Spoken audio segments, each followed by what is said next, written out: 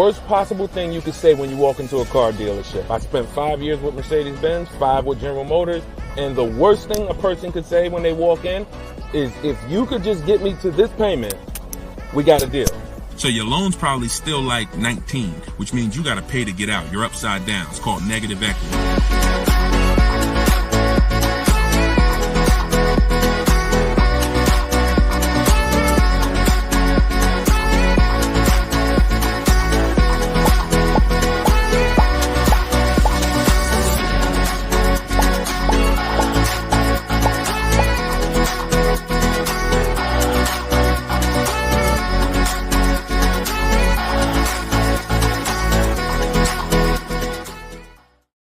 Welcome, everybody. Welcome to episode 7, I believe we're on, of Car Shopping Questions and Answers.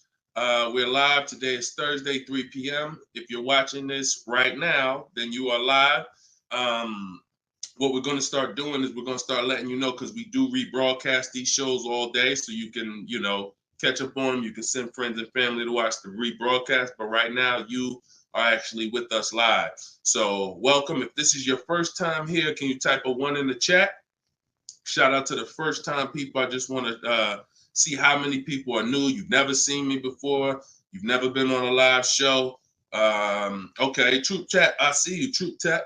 Good to see you. I always like to know, because most of you probably have never been on a live with me before.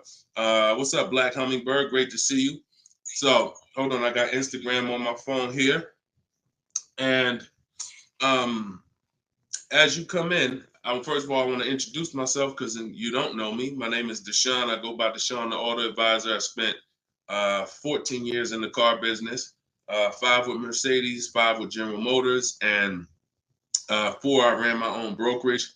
Now what I've been doing since 2020 is showing you how to get below market car deals on purchases, leases, used cars, new cars, everything from home. I'm the author of the book, the digital book, Cars from Home, 7 Steps to Saving Time, Money, and Avoiding Dealerships. And during the show, for 30 minutes, as part of our welcome offer, you can get your copy for 75% off. It's normally $97, but in my TikTok bio, in my Instagram bio, and in the comment section, you can grab your book. You won't leave the broadcast, so you can make sure you get there before the countdown, but you'll still be here tuned in with us. So I want you to start typing your questions, and then Dolan, who's moderating, is going to pull them into the show, and we'll answer them one by one. Okay? Start typing your questions. I see we already got one from Michelle here on TikTok. Bounce back. Type your question on Instagram. I see you. Type your question in. And could everybody who shares, share? I'm only talking to the sharers. I know who y'all are, and I'm talking to y'all. Shout out to the sharers. And I'm still trying to find out. I might do a giveaway once a show for the sharers only, but I'm gonna have to figure out how to see them. So I got to figure out, maybe you screenshot that you shared, and we try to be on, because we can't grow this show without y'all. The ones who tell your friends, the ones who invite your friends, the one who tag your friends, the one who hit those share buttons. Appreciate y'all. So we got something coming for y'all very soon. Okay? So pull the first question, and Dolan, let's get the show on the road. Okay, this one's from TikTok. Leasing and maintenance versus purchasing and maintenance. Great question. So with a lease, most times all you're doing is oil changes, tire rotations. If you got a luxury vehicle or import luxury vehicle, maybe they require like a brake fluid change. Like when I worked for Mercedes, you had a service A, service B, service A, service B. That's how it usually rotated. And the service B was, brake fluid change, but it's pretty cut and dry because it's a new car. So versus purchasing, then you're talking about long-term maintenance. Then you're talking about, which if you got a good car, you're usually still doing those things up front. But as you own it long-term, now you're doing things like, you're doing the recommended maintenance. So you might have a 60,000 mile service, a 80,000 mile service, a 100K service. These are all things that come in the maintenance book. And with a lease, 99 times out of 100, we're not doing that. So, it's a very, I'm not going to say we're not doing that, but whenever I lease, I'm not doing those services because we're out of the car way before we ever hit that mileage. So big difference, big difference. All right, go ahead. Next one, Dolan. Let's go. Black Hummingbird, and y'all forgive me because I got a little something trying to jump on me, but I'm just gonna flush it out. Praise the Lord, and we gonna get through this. So y'all see me all congested, it's because I am, but we good. My car was totaled in an accident. Sorry to hear that. How long should I wait before I get another one? How long can you wait? I'm not a fan of shopping with my back against the wall, but I'm a fan of, if you going to be in a rental car? Are they giving you a rental? Sometimes you only have 30 days with the rental before you have to pay. I don't know if you have a backup car, but that's going to depend. So what you need to ask yourself right now, because you have to replace that car eventually, I want you to ask yourself, and everyone on here, I want you to answer this question: how many years are you keeping in that car that you're buying? Well, first of all, who's shopping for a car now, or you will be in the next 12 months? Type me in the comments. If you're shopping right now, like Deshone, I'm in the market right now, or you will be in the next 12 months, type me in the comments. Okay, I see you on TikTok. Anyone shopping for a car? Michelle, she's shopping. Okay, if you're shopping for a car right now, or you will be in the next 12 months, type me in the comments. All right, Black Hummingbird. Yep, I see you. El Rel on YouTube, I see you. Jesus on YouTube, I see you. All right. The first question I want y'all to answer, everybody, is how many years you're keeping the next car? How many years are you keeping the next car? This is very important because this is the buying versus leasing question. How many years are you keeping the next car is the buying versus leasing question. So your Black Hummingbird, when you shop, is going to depend on how long you have. If you got a backup car, then there's no rush. If you don't have a backup car, then you need to find out, are they giving you a rental? Because that's going to dictate. I can't really give you any more information without knowing that. So if you want to tap in, follow up, we'll try to get your follow-up question here. All right, go ahead, shoot the next one up, Dolan, and let's see if we can get the follow-up for Black Hummingbird. I'm shopping by used. I don't even know what that means. Go ahead, Dolan. Okay, this one's from TikTok. My third live, I need a used car by June 1st, so lost.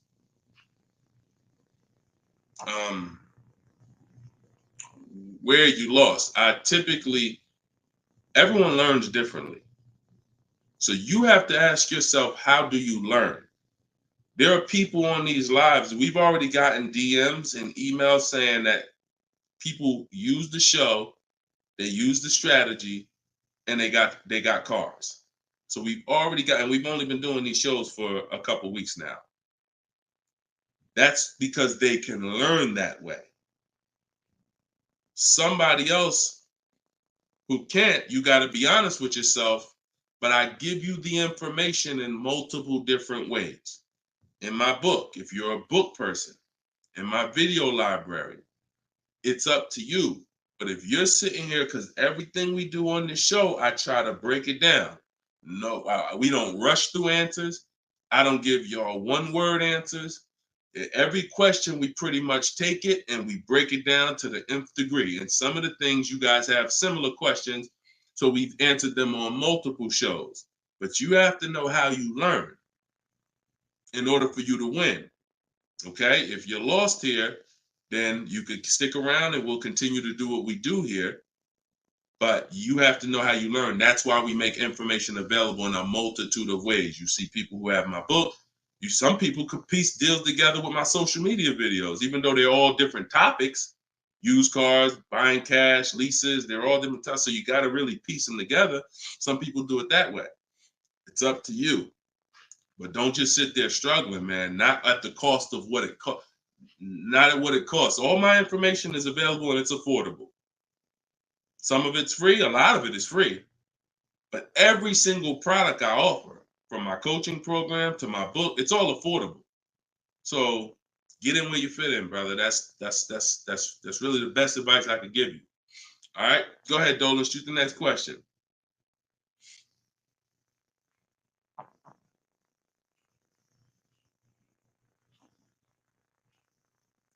Okay, this one's from YouTube. LRel, what's going on? Peace, Deshone. I'm in the market for a used pickup truck for work. Never had one. How do I narrow down a reliable make model? Okay, so if I'm looking at you, the question you're asking is about the quality of the car, not finding a good one. So, example, let's just say there's a Dodge, a Dodge pickup truck. I'm just making this up, and that vehicle has a low reliability score. It doesn't matter if I go find a good one and I use my steps, the steps I'm going to go over with you to find a great used car, because the car overall has a low reliability score. Some Nissans have a low reliability longevity score because of their transmission. It doesn't matter if you use what I'm going to teach you to narrow it down to a great one, because the vehicle overall has a low longevity score. So I think the question you're asking is, how do I find a vehicle that has a good reliable one, and then I'll go shop for it. And because we could switch it. You could have a vehicle that has a high reliability score, high longevity score, but then you got a bad one because you didn't have a process on how to get it. So I think you're asking the first question, which is top level, how do I choose some good vehicles? And that's really Google, and we have a process. It's in our shopping process where we do a reliability check on every single vehicle. It takes 5 minutes to do. You're going to type in the specific year, because years change. You might have a 2019 that has low reliability scores. In 2020, they fixed it. So we got to make sure we're adding the year when we do this Google search. But if I'm looking for a pickup, I'm looking at like a 1500, and I'm looking at, what I need. Some people need 2500 if you need heavy duty or something like that. But then what you're doing is typing it into Google, and you're looking at all the competitors. I'm looking at the Toyota pickup. I'm looking at the Dodge pickup. I'm looking at the Ford pickup. I'm looking at the Chevy pickup. And then I'm just choosing, all right, which one of those do I like? All right, I like those two. Then I'm deciding which one I'm going to like. Now, if you're buying used, you can't test drive it, because you can't test drive a used car until literally you're ready to take it home. You can't go and test drive one here, because the one you end up getting may drive totally different. That's just the way it is with used cars. So oftentimes what you're doing with used cars is you're looking at it, you're looking at videos on YouTube, but you're going to narrow it down to what you like, usually what you see in supermarkets, parking lots, on the road. Oh my goodness. Lord Jesus, help me get through this. And then what you're going to do is you're going to do that reliability check.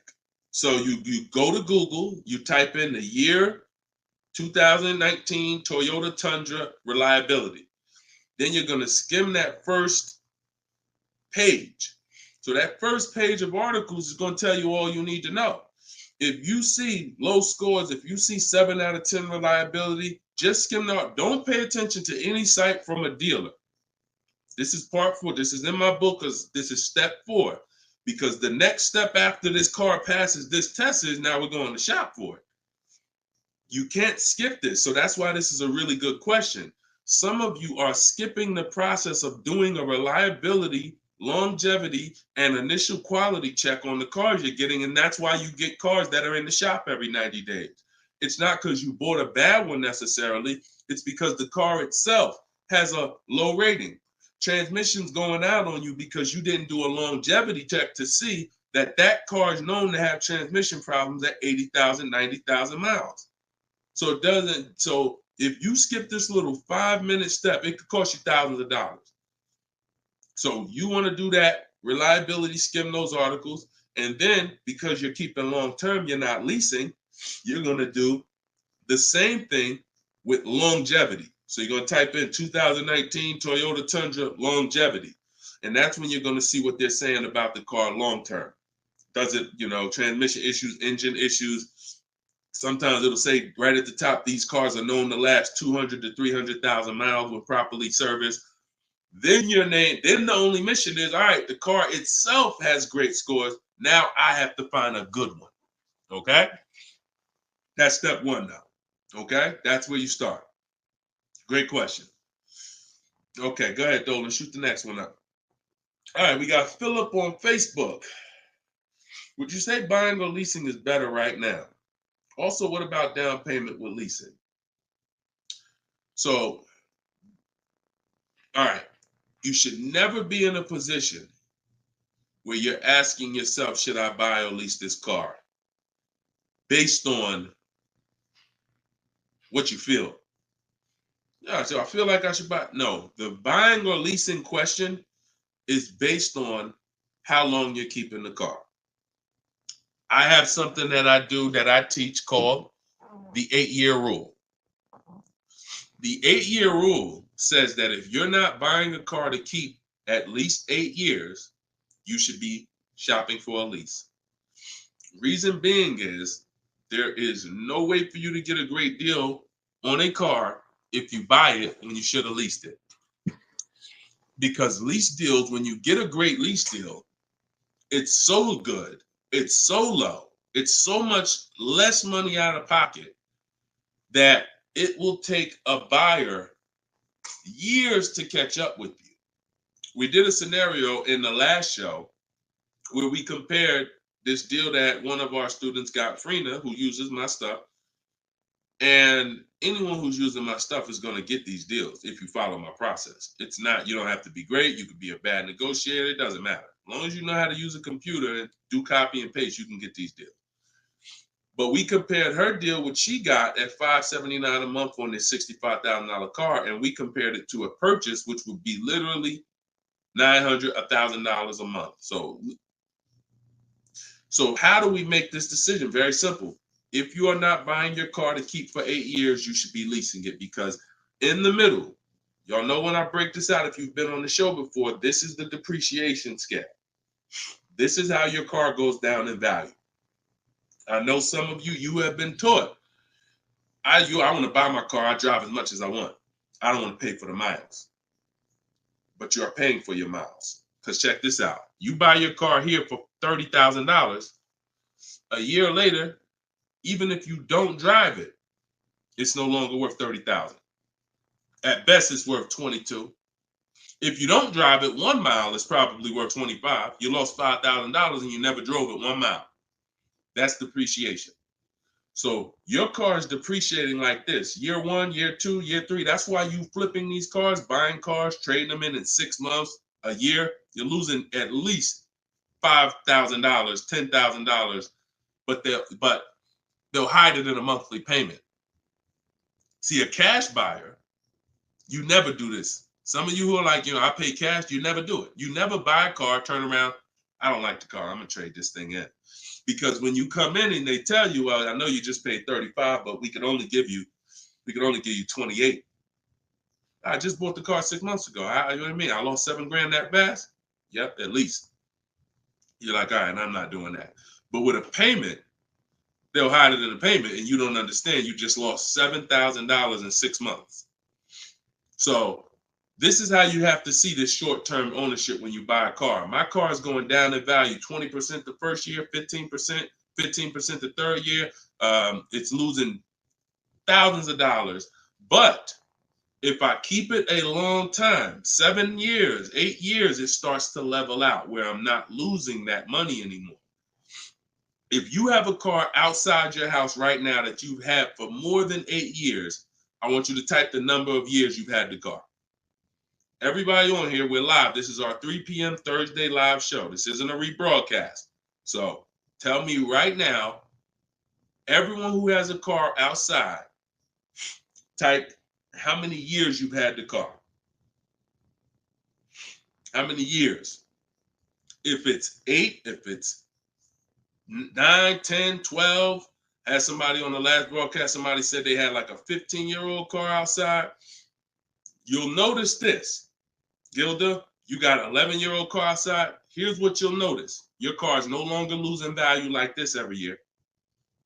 Your car is no longer losing value like this every year. You're going to look and say, if let's assume right now, Gilda, your car is worth, I'm just making up a number. I don't know the car, nothing. Let's say it's worth $8,000. A year from now, it's going to be worth close to $8,000. Probably worth $75,000. That means you've won. So when you're trying to, when you are buying, wow, Carol's Care has a 18-year-old car outside. So that means you've won, because this is how you win with a purchase, and pay very close attention to what I'm about to say. You don't win when you pay off the car. You pay off the car, but your car's still dropping like this. You didn't win yet. You didn't win yet. You win when you actually pay off the car and now the car is not dropping in value. You beat the depreciation. That's when you win purchasing. A lot of people were taught, don't keep the car that long. And that's where you're losing. That's why leasing is for you. Because there's only two ways you're going to avoid those hits. You're either going to keep the car long enough to get to where people like Gilda and Carol are. Look, Big Rich has these are people who kept cars long term, or you're going to get great lease deals where you're paying pennies on the dollar and you're winning. But those of you who are stuck in the middle, we got to get you out the middle, because you are losing the most money. You buy cars, you resell them. You buy cars, you trade them in 2 years, 3 years, you're losing the most money. You lease, but then you buy the lease. You're losing the most money. You're stuck in the middle. You got to pick a side. There's only two ways to win. Great lease deals, long-term ownership. Anything in the middle, you're losing thousands and thousands of dollars in depreciation. All right, we clear? All right, perfect. Shoot the next one up, Dolan. I see you, Luscious. I purchased the book. Awesome. Congratulations. Enjoy it. This whole show is sponsored by my new book, y'all. It's called Car Shopping. It's called Cars from Home. 7 Steps to Saving Time, Money, and Avoiding Dealers. So we have a welcome special. So you can get your book for 75% off the whole broadcast. Well, 30 minutes. It's normally $97, but you can get yours. We're rated 4.94 on Goodreads. You can get yours for $24 as long as you get to my bio before the 30 minutes expires. And $97 is a great price. Because here's the thing. I got a lot of books on my shelf. I cannot tell you a lot of books that saved me a lot of money. And my goal for this book was to be one of the books where you look at and say, man, this book right here has saved me thousands and tens of thousands of dollars. And that's my goal for the book. And we've been doing well at that. So, all right, this one's from Instagram. Mission Green. I'm in a purchase for 2 years with negative equity. Want to get into a lease. How can I walk away with the least out-of-pocket cap? So, you're in a purchase right now. You realize, Deshone, I'm not keeping my cars 8 years. I want to transition to a lease. Okay, so what you're going to do, the first thing you're going to do is an equity assessment. Equity assessment is when you find out you're going to get the highest bid, because we never sell a car. We don't trade cars. We never replace a car without getting bids on it. We never buy a car without getting bids on it. We never take a loan without getting bids. So what we're doing is we need to get bids, because bids are going to tell us what is the highest offer we can get for our car, which means that would be the smallest amount of negative equity we could possibly have. So as you get these bids, you're going to get your payoff from your bank, call your bank, get your payoff, then go to CarMax. We like to get 6 bids. CarMax, Driveway, Carvana, Kelly's Blue Book Instant Cash Offer. Do not use kellysbluebook.com. It's nothing but a marketing website that it does us no good. Kelly's Blue Book Instant Cash Offer. AutoNation Sell My Car, and Car Guru Sell My Car. Now, that'll get you 6 offers. And once you have those 6 offers, you'll know This is what my best case scenario is when it comes to my negative equity. That's my best case. There's 2 ways to get out of negative equity and get a car. There's 3 ways to get out of negative equity, but one of them doesn't lead to a car right now. So we're talking about the first option. That's what you do, and you want to pay the difference. So you're going to get all those bids, and you're going to look and say, okay, I got a $4,000 negative equity if I sell my car to AutoNation. They're the highest bid. Highest bid, 4,000 negative equity. I would not be taking any other money other than the putting it to the negative equity. If you got $4,000 in your pocket or anything, and you're like, hey, should I put this down? No, we're going to get the next car with no money down. We need to minimize our negative equity by taking the highest offer from the online bidders. Now, once that happens, we close the gap, and that's the way to move. That's the best case scenario. So if you can't do that, then what you're going to do is you have to trade. This is the only time we trade cars. There is no other time where we are going to trade a car, because you don't get the most money trading a car. You don't get the most money trading anything.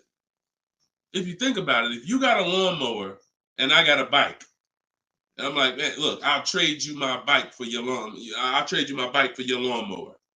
Neither one of us is really getting the most money that we could get. That's a trade. It's like a little compromise. I take a little less because I got something you want, you got something I want. It's different than me saying, you know what, I got a bike. Let me see the most money I can get for my bike, and then I come back and pay you for the lawnmower. And this is how you have to see it. This is why we don't trade. Because when you trade, you're not making the buyer win a bid. You're not making the buyer bid. You're just saying, whatever you can pay me, I'll take it. That's why the first option I just laid out is the best option. But some of you don't have the cash to pay the difference. So you have to now forget about the old car right now. You shop for your new car and you get bids. So let's just say in that example, I find out I'm you. I can't cover the difference and sell to the online bidders. Now I'm going to start shopping for my lease. So let's say I'm shopping for a Jeep Grand Cherokee. I get my offers. I find out who wins the bid. I identify you're the highest bidder, and I'm going to that dealer and saying, okay, you're the best bid. Can you tell me what you could pay for my old car? I'm not telling them what I owe. That doesn't matter. I'm just seeing, what could you pay for my old car? And then I'm going to have them get an offer. Now, it's not, in 99% of the time, you guys, it's not going to be what you thought it was. If your highest offer over here with the online bidders was 22, do not think that dealer who won the bid is going to say, I'll give you 22. They probably say, the most I could pay for it is 20. And you have to take it because they can't win both bids. That's just almost impossible. The fact they're going to outbid all their competition on the car you're trying to buy from them. So I beat all these other Jeep dealers to win your business, and I'm going to beat CarMax, Boom, Driveway, all these other companies, and pay you more for your trade. That's not going to happen. So that's why I say the first option is the best, because the second option, you're going to have more negative equity because the dealer cannot pay as much as the online bidder. So now that's what you would do, and you would tell them, okay, please add it to my deal, and you'd have to roll it into the lease over there. Third scenario where you can't get out is if you have too much negative equity. You're either going to need cash or you're going to need to pay the loan down. It's that simple. Because when you bring that negative equity over, the bank only has a certain amount that they're going to approve. If you're buying a $40,000 vehicle, they're not going to approve $55,000 because you got all this 10 grand negative equity, 12 grand, you're just trying to slap it on. You can have a 900 credit score. That's why I call negative equity the bad credit for people with good credit, because it can literally prevent you from getting a car. So that's when you have to pause, or you got to put money down to try to get within the loan to value ratios. And that's why I say get out of negative equity and stay out of it. And 99 times out of 100, the reason for your negative equity is you don't lease. You don't lease. You buy cars, you take out 5-6 year loans on them, God forbid longer, 7 years, 8 year loan, and then you trade those cars in before the loan's paid off. That's what's happening 99 times out of 100 to cause people negative equity. And we got to, and that's the cause. So I just gave you the solutions, but I also want you to know the cause. And that because you're already moving to a lease, you already understand, which is good for you. You already understand, all right, I'm not buying cars anymore until I want to keep something 8+ years. I'm going to start leasing. So this should be your last time ever having negative equity. Okay? Great question. All right, Dolan, let's throw the next one up. Great question, Mission Green. All right, we are live, y'all. It's our Thursday 3 p.m. live show. Shoot your questions in. Dolan's going to pull them in one by one. We're going to try to get through as many as we can. What's the best way to start about negotiating from the online price? Is this for a new car or a used car? This is RT. I don't want to mispronounce your name. How do I get your book? S. Lewis, it's in the comments. Dolan, can you make sure we got the comment for S. Lewis here on YouTube? For those on YouTube, in the comment, we should have a pinned comment where you can just click it. You go to deshonsbook.com, or you might be watching us on a screen. If you're watching us on a television screen, you can scan that QR code with your phone, and you can get it that way. If you're watching us on TikTok or Instagram, you can go to my bio. There's a link in my bio, and you can grab your copy. And you won't leave the broadcast. You'll still be able to hear us, but you can get your copy before that 30 minutes expires and the book goes back up to $97. Okay, when are you really live? I'm live right now, TFD. I don't want to mess up your name. So, all right. So I can't wait for you to answer, but what's the best way to start negotiating from the online price? So let's just assume are you talking about a used car? If you're talking about a used car, here's what you got to know. There's two types of dealers. One dealer posts great prices and sells cars very fast. That's I didn't witness this until I worked for a Lexus dealer. I worked for Lexus for like 6 months. It wasn't for me. Great car, but it wasn't for me as far as the dealership. It's just I had already sold Mercedes. Mercedes was a little bit more exciting clientele because it's just a bunch of different people. There's luxury people, there's sports people, there's performance people. So I went back to Mercedes. But what I saw with this dealership was big on volume. Great price, not going to mark the car up a lot. So if you come in thinking, or if you call thinking, hey, take $3,000 off because you're programmed to negotiate, you're not programmed to know a good price. See, when you know the used car market, which is what I teach, this is what I teach in my book, it's what I teach on the show, you need to know the used car market because, and remember what I'm about to say, this is very important. What's hurting you is you don't even know a deal when you see it. I've had people who are looking, I'm literally making them an offer that I know the dealership is daggone my manager don't even want to do this deal, but they need it. We need the deal. We behind on our numbers. I'm selling the car. We ain't making, it's like pretty much a break even triple net deal. And they're still looking and questioning it. There's nothing we can do. And the reason why I never get in that situation, and the people who listen, if you listen to me, you'll never be in that situation, is because when you have multiple offers, you know a deal. See, the reason why those people would question if this was a deal, they didn't have enough offers. They didn't see that there's offers $2,000, $3,000, $4,000 more than the one I was making them to know confidently, Deshone, this is better than every offer I got so far. Let me take this and get up out of here. So you don't know a deal when you see one, and that's hurting you. Because someone who knows a deal, like me, or like somebody that listens to me, give you an example. Some of you are in the same town as some of you have my book. And some of you are actually shopping for the same car that someone else on here is shopping for. That means y'all are competing. So someone who's using my stuff and who knows a deal and who's sitting here talking to multiple dealers while you looking at one dealer slow and doing this, they're going to get that car out of before you even have a time to wonder if this was a good deal. Oh, you know what? That is a good deal. Let me call them back. That car's gone. It's gone. So that's the first type of dealer. They price the cars to sell, and they're not going to be online for more than 24, maybe 48 hours, and they're gone. The other used car dealer is dealers who price them high, and they prepare to negotiate. They're ready because they know people want to see a discount, and they're waiting for somebody like you to come in and say, okay, knock $2-3 grand off, you know.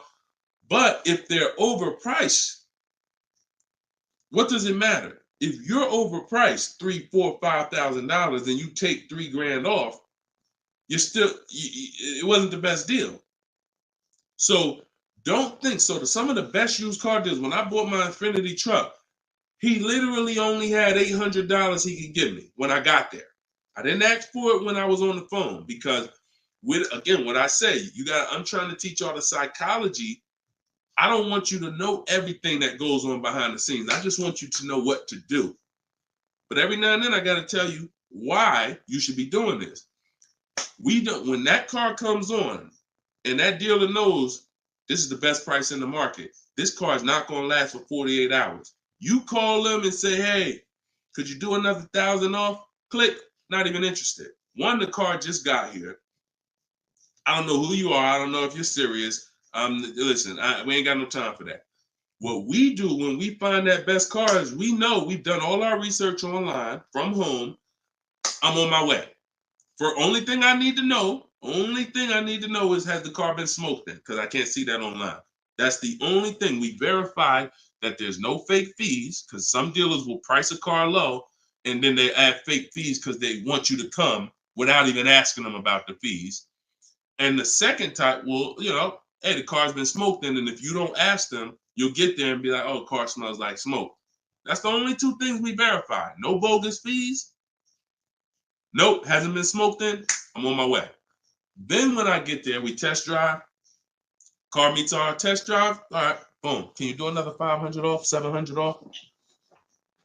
Because I already know it's the best price in the market. See, when you know the market, you negotiate intelligently. When you don't know the market, you come in, hey, listen, take $3 grand off. You don't realize you look ridiculous. I don't want you looking ridiculous saying, yo, man, I can't do it. You haven't done your research.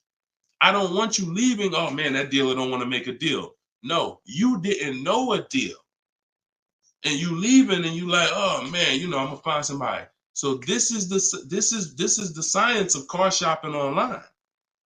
This is the science. You got to be able to know, is this car the best price in the market? If so, I'm not going to ask for any discount until I get there.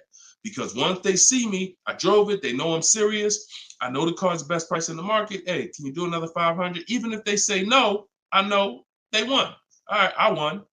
But if they say, yeah, listen, I wouldn't normally do it because the car just got here, which is true. I know that.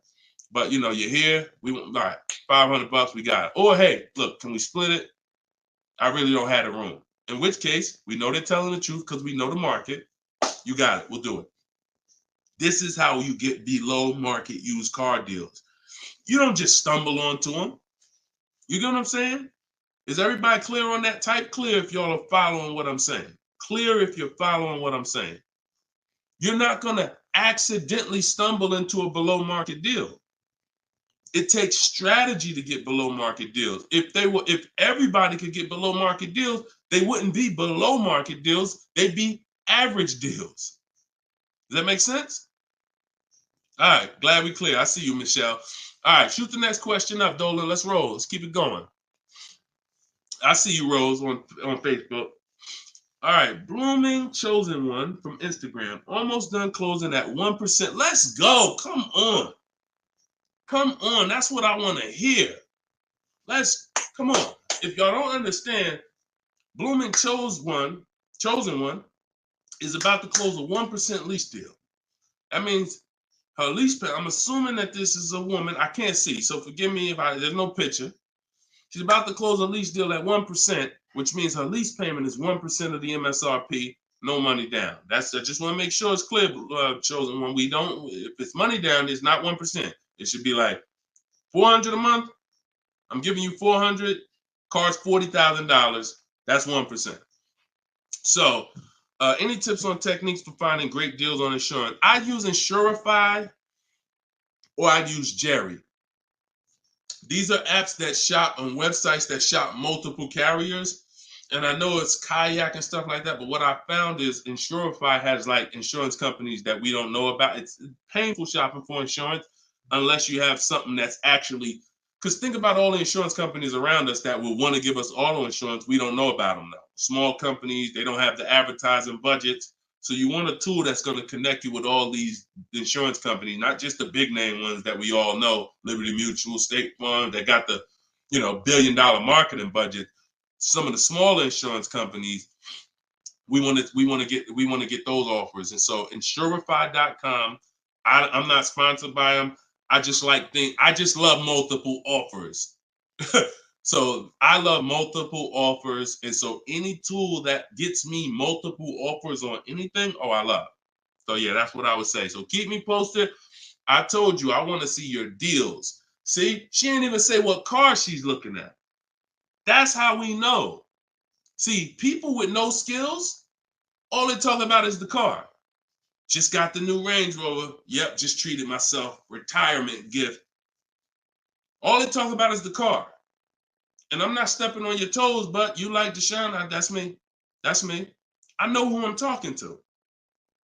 When you start getting skills and buying cars, making people bid 90 minutes from home, using my systems, the first thing that you're excited about is the deal. The car's second, but the deal's, once this deal's closed, now I'll get excited about the car. All right, good job. Great job. I love it. Go ahead, shoot the next one up, Dolan. All right, from TikTok. Is it true that there is no need for down payment? That if you do it, it goes to the salesperson's commission. If you do it wrong, if you are doing a down payment, it's between you and the lender. If you go in and you're a payment shopper, then your down payment is usually going to go to commission. A payment shopper says things like, how much does that car cost a month? Okay, that's a little high. Could you get it to, could you get it like under 6? As a payment shopper. No idea about the numbers, just talking about payments. If you stop doing that, and if you've done that, see, I don't want to, look, I hope we're building a community here where people could be honest. If you've done that, type ouch in the comments. If you've gone into a dealer, looked at a car, said, how much those run a month? What kind of monthly payments are on those? And I know that there's some people who are not gonna be honest, but this is how a lot of people shop. It's a payment thing. Yeah, okay. I appreciate it. I see. All right. I see we got some.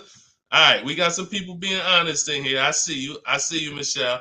I see you, Bye Lion. Not Michelle. So that's where you get in trouble. So what do you do outside of that? You separate the payments from the car. The payment you handle when you're shopping for, look, Byron on YouTube said, ouch, just experienced this past weekend. It's terrible out here. It's great out here for us, okay? It's terrible when you have no strategy. It's terrible if you're winging it. It's great out here for us. Like, and I'm not even saying that, underplaying that. Like, I've been doing this so long, and I got just so many people that done learn from me, and so many people getting cars. I got a private group, so I get to see this stuff. You know what I'm saying? I get to. If you guys been on these shows, I share people's stuff. I share Tope stuff, Greg's deal. This is our book, 4.94 on Goodreads. Get your book 75% off, or you can wait and miss the 75. You can pay 97. Either way, it's worth it. Either way, but $24 is better than $97. In my TikTok bio, you got 30 minutes, or in my Instagram bio. But check this out, Kimberly's deal. She saved 20 grand off her Maserati. Look, Bonita, Middle of the pandemic. So we've been hearing since we started this whole thing, yo, it's terrible out here. Man, there's no deals out here. Middle of the pandemic. Look, December 2022. Blood in the streets. Kia Telluride, one of the most popular vehicles of the last 3 years. Bonita, from home. Kia, 2023. 600 down, 600 a month. People paying $800-900. There's people right now that's going to watch this broadcast that has this particular car paying $700,000-900,000 a month for it. This same vehicle. So, Charles, Hyundai Palisade, top 5 most popular vehicles the last 5 years in this category. Look, $597 a month, $48,000 truck. So it's what you know. In fact, it's what you don't know. So I would tell you, yes, when you are winging it, when you shopping, when you just winging it, yeah, Byron, it's gonna seem like, man, it's horrible out here. When you step back and start using my bidding systems and letting these deals come to you, letting loans come to you, you're gonna feel like you're in control. You call the shots. Okay? So that's what I want everybody to know. It's all perspective. You know, somebody who's never had a fight in their life may be like, oh, shoot, I'm gonna lose this fight. Mike Tyson, he's not worried about losing a fight. And I hope he's not throwing this fight. So, another end. It's all about what you know. You learn better skills, you get different results. You keep the same skills, keep shopping like our grandparents shop, keep shopping like our parents shop. When there was no internet, keep shopping like it's 2005, you're going to get those same results. All right? Everything I'm talking about, y'all, is in my book. This whole show is sponsored by my book, Cars from Home, 7 Steps to Saving Time, Money, and Avoiding Dealerships. My whole shopping system is in there. You can get yours in my bio. I just said that. So go ahead, Dolan. Shoot that next question up that you had up on the screen. My lease is up this year, but I'm over 4,000 miles, and the car dealer just told me if I lease again that I'll have to pay for the over miles. What do I do? Okay, I want you to know something, and I want you to hear me clearly. Dealers who tell you they'll cover the mileage. I know some of you have heard this in the past. You know, my dealer said if I release a car from them, they took care of the mileage for me. No, they didn't. No, they didn't. Mileage is never taken care of because mileage is between you and the bank. You told me you were going to drive this, the bank, not the dealer. Dealer has nothing to do with the car. Once you drive off the lot, it's between you and the bank. It's between you and the leasing company. So when you go over miles, the bank says they told us they were going to bring this car back with 36,000 miles on it. They already have an estimated value of what they're going to sell the car for, and it's based on 36,000 miles. That's why if we're under miles, we always do an equity assessment. You're going to do this either way, Miss B, but this is one of the main reasons when we're under miles, it doesn't matter, because if we drive less than we told them we were going to drive, we want to see if there's any equity that we can actually pull out. If you didn't know you can sell a lease, yeah, that's another discovery. Aha moment, you can. We've been doing it for years. So, but going back to this case, if you're over miles, you got to pay for it because you can't give it back to them. It comes out of their profit. So what do we do to try to minimize this? One, we don't let a dealer tell us we're going to work this out for you. We have to do our own equity assessment. So you want to see what your position is. You want to call the leasing company, get your payoff. This is the second step in my process. Once you know whether you're going to buy or lease again, that's step one. Now, if you have a car to replace, you own it, you lease it, doesn't matter. Anything you're replacing, we got to do an equity assessment on it. So we're going to call the bank, get our payoff. If it's paid off, obviously we don't have to do that. And then you're going to get that payoff, and then you're going to get those offers I talked about earlier in the show. If you missed it, I don't want to go through the whole equity assessment process because we already did it. And for the people who've been on here, I don't want to repeat the whole thing. But if you go on YouTube, if you go on Facebook, you'll be able to see the broadcast. Go to the section on equity assessment and follow that process, because you need to see, can I sell this vehicle and break even, get out of it, Or if I have a mileage penalty, you know, does it make more sense for me to actually get out now, which in a lot of cases it probably won't, because you have payments remaining. So if you got out now, see, if you sell it, it's clean. So if you sell it, and it goes back to what we were talking about with what somebody asked the question about the negative equity. Let's just say I'm you. I do my equity assessment.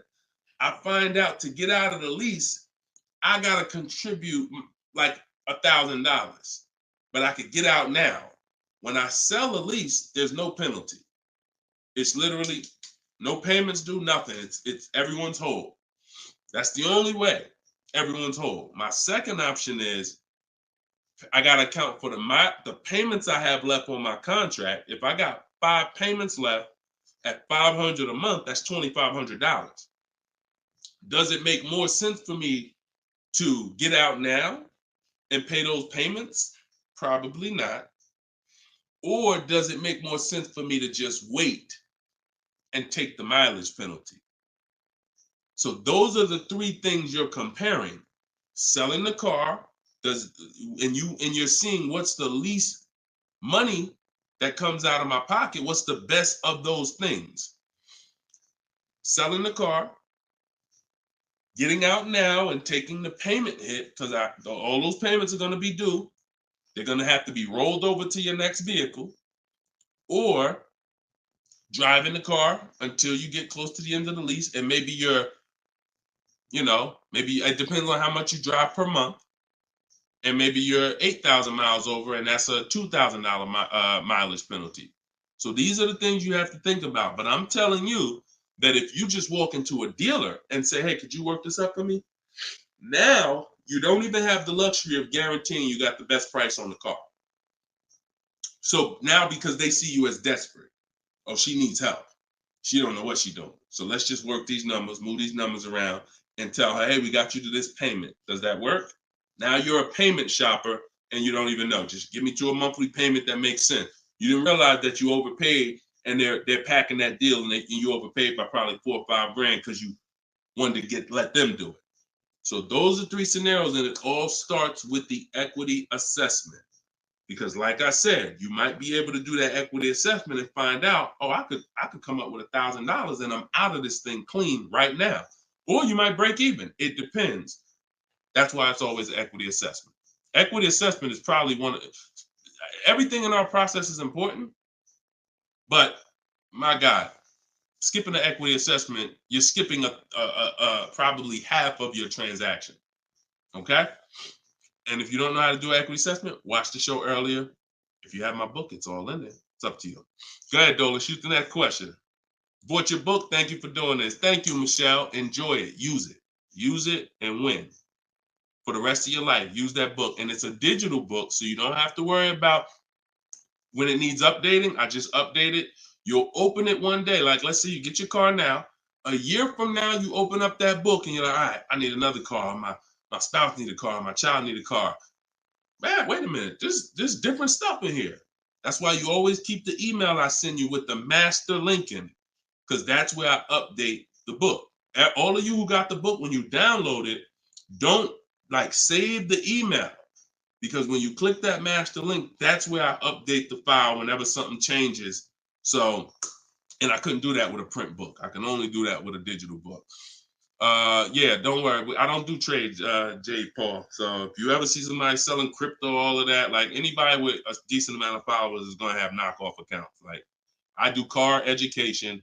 That's all I do. I don't do crypto. I don't do none of this other stuff. It's been fake Deshone the Auto Advisor accounts since we was on TikTok. We got 1.5 million followers on TikTok. The fake Deshone the Auto Advisor accounts started popping up. Nothing we can do about it. You got to watch it, though. Watch it. Okay, this one's from Instagram. Considering a lease of a Lexus electric vehicle, first-time lease customer, do you have any advice shopping for a lease premium electric vehicle? Same process. Same process. My system doesn't change. I'm gonna tell you, there's only one scenario where it changes, but electric cars, look, doesn't matter. Look at Sean. Bids. F-150 XLT electric. Bids. $73,000 vehicle. He got it for 57. He saved over 20 grand. Bids. That's electric. Electric. You don't know what rebates there are. You don't know what's what. Rolls Royce. Bids. Popular cars. Bids. Exotic cars. Bids. Doesn't matter. Process is the same. The only time that bidding is not called for when purchasing the car is with Tesla or any manufacturer where the price is set. No matter where you go in the country, it's the same price. You buy Tesla in New Jersey, same price in California, same price in Minnesota. One price all around the country. You order the car. That's it. I don't care if you have GM supplier pricing. That everyone's doing a different price. Some people are not going to tell you. They won't tell you what the rebates is. Some people, oh, Deshone, I'm a Ford employee. I get Ford special pricing. Bids. Because 80% of dealers are going to lie and not give you the real Ford special pricing. Everything's bids. Put everything under there. All right? Go ahead, Dolan. Shoot the next one up, brother.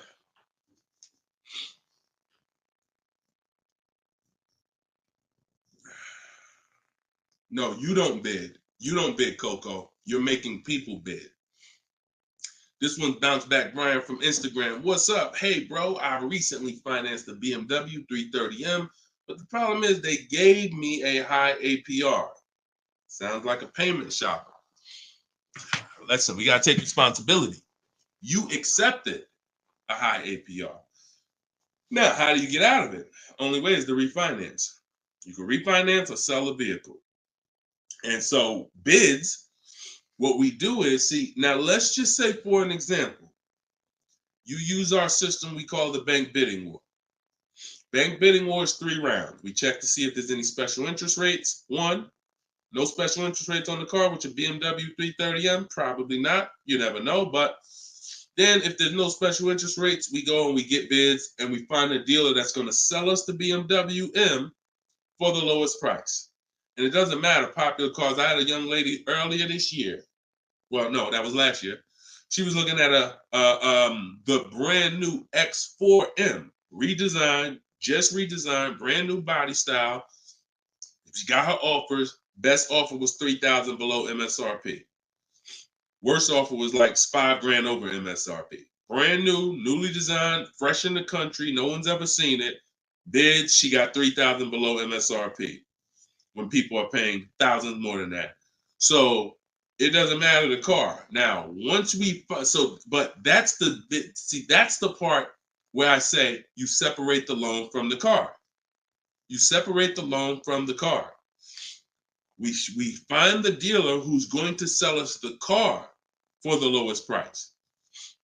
Once that's done, now this is when we talk about the second round of the bank bidding war, which is my bank, my credit union, online lenders, not the dealer yet. The dealer is round 3. The dealer's banks, the dealer's credit unions, that's round 3. That's the final round.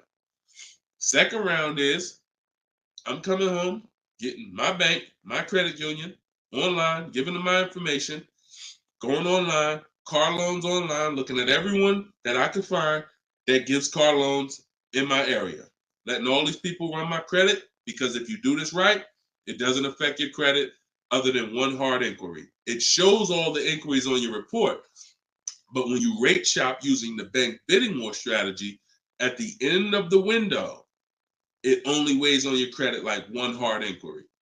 But you got to do this in this small window. It takes 2 days. First one is all of those bank, that's the round 2. So now let's say my best rate from that round 2 is 7.9 interest rate. Okay, round 2's done. Now I'm calling the dealer who won the bid, who has my car waiting. I already reserved it. And I'm saying, okay, my bank or this bank gave me 7.9. If you guys can beat it, I'll give you the business. Now round 3 starts with the dealer going to work. That's when the dealer's bank. See, the problem is the dealer was your first offer for financing, or one of your first offers. The dealer, when properly done, is our last offer. And so if he came back and at the end of those rounds, 8.99 was the best rate, you wouldn't have a question. You wouldn't be questioning it. You wouldn't be saying, oh, man, how do I get? You would still be considering refinancing because that's still the solution. Whenever rates get lower, you refinance. But you wouldn't be it wouldn't be they gave me that. It would be that was the best rate available at that time. So that's why you need to get bids for future reference. But in your case now, all you can do is find somebody to refinance the loan. And that's what you do. Type in car loan refinance online. Call your bank, call your credit union. Hey, I'm looking to refinance and see if they can be 8.9. Okay. For future reference, though, bank bidding war. Okay. And that's, we gotta, we need to, I want to get you to the point. You gotta, it's up to you. Use this. Everything I'm telling you is simple. Nothing I'm telling you is rocket ship building. This is all simple online processes from a computer. We got grandmothers doing it. We got introverts doing it. Doesn't matter. We don't even talk. Has anybody heard me say anything about talking? No. We're using online tools to get these processes done. That's why they work for everybody. If you had to talk, then yes, you could mess it up. But this is for the future reference. We want to guarantee that we got the best price. And the only way we're going to do that is with bids on everything. Okay? Go ahead, Dolan. Next question. Great question, though. All right. This one's from TikTok. Can24 Loco. Is a lease worth it if I know I'm going over the miles? You pick your miles. You pick your miles. I had somebody no, I don't even want to talk about him. Somewhere along the line, they told him it was okay. So you pick the miles on a lease. And I would never in a million years pick less miles than I need. 10,000 miles per year, 12,000 miles per year. And here's what happens. If you see somebody who's intentionally picking less miles to save $20 and to go from 10,000 miles a year to 12,000 miles per year is probably like $20 a month. To go from 12,000 to 15,000 for most cars is probably another $25 a month. So the difference between 10,000 miles per year and 15,000 miles per year, 15,000, no penalties. Deshone, I know I need 15,000, but I took 10. So you're going to do 15,000 anyway, and you're going to be penalized for the 5,000 per year over at 25 cents a mile. Instead of paying the additional $45 a month, which would be way less than the penalties, because 5,000 miles per year, 15,000 miles over at 25 cents a mile is $3,750. $45 a month times 3 years is $1,620. Numbers are numbers.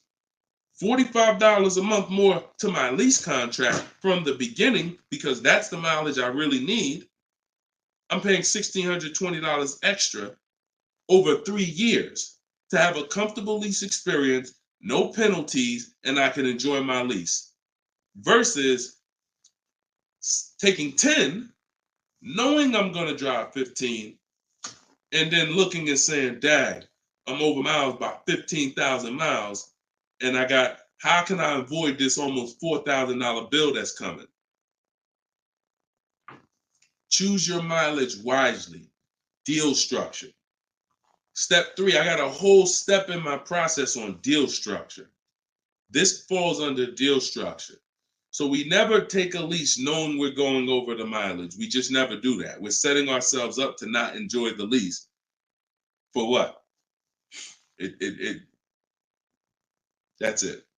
Step 3 in my process, part of deal structure. I got a section in my book on this, is choosing your mileage wisely, where you look and estimate how much you drive, Or if you have a car, you just look back and say, all right, I drive 12,000 miles per year. You can look back at what you drove. If you don't have a car, then you're just going to look and say, all right, how many miles do I drive to work? Okay, and you add the miles up, and you'll see throughout the year. Oh, plus I'm gonna take a vacation. I want to go down. I want to go on vacation 2 times a year. That's gonna be another 1,000 miles each. All right, perfect. I need 14,000 miles a year. It's a 5 to 8 minute exercise, but you haven't been taught to do it.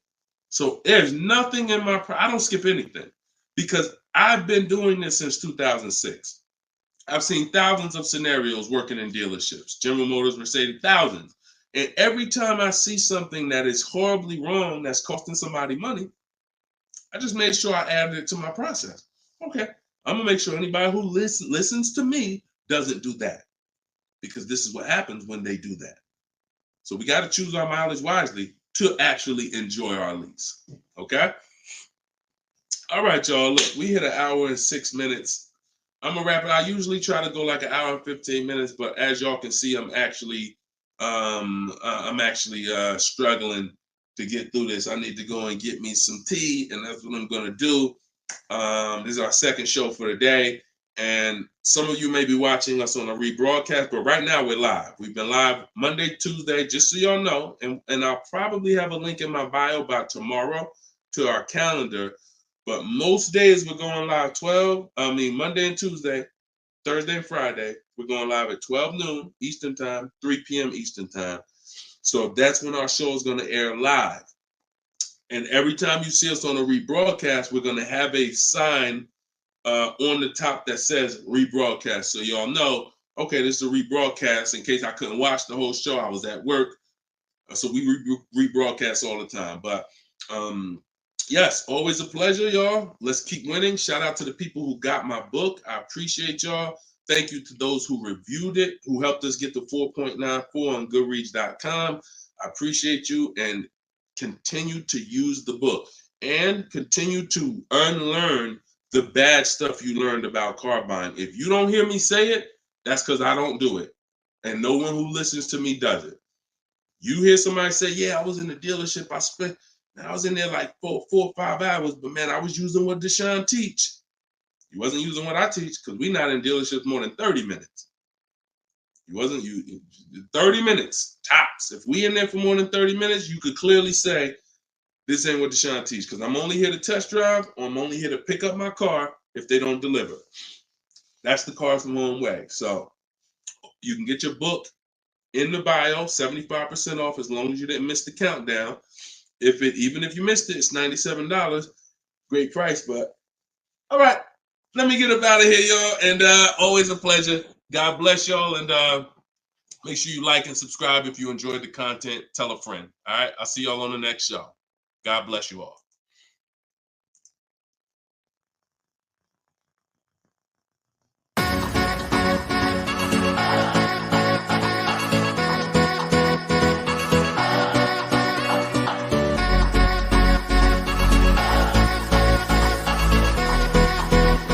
The worst possible thing you could say when you walk into a car dealership. I spent 5 years with Mercedes-Benz, 5 with General Motors, and the worst thing a person could say when they walk in is, if you could just get me to this payment, we got a deal.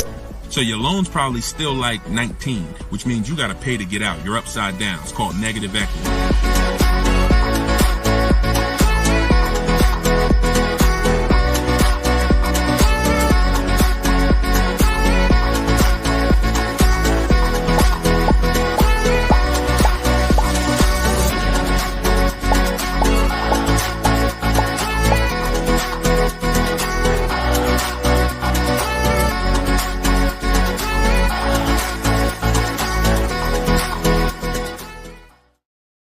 What is going on, everybody? Welcome to episode 9.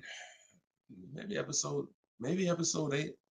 Either way, I'll make sure the right episode is in the comments. But welcome to Car Shopping Questions and Answers.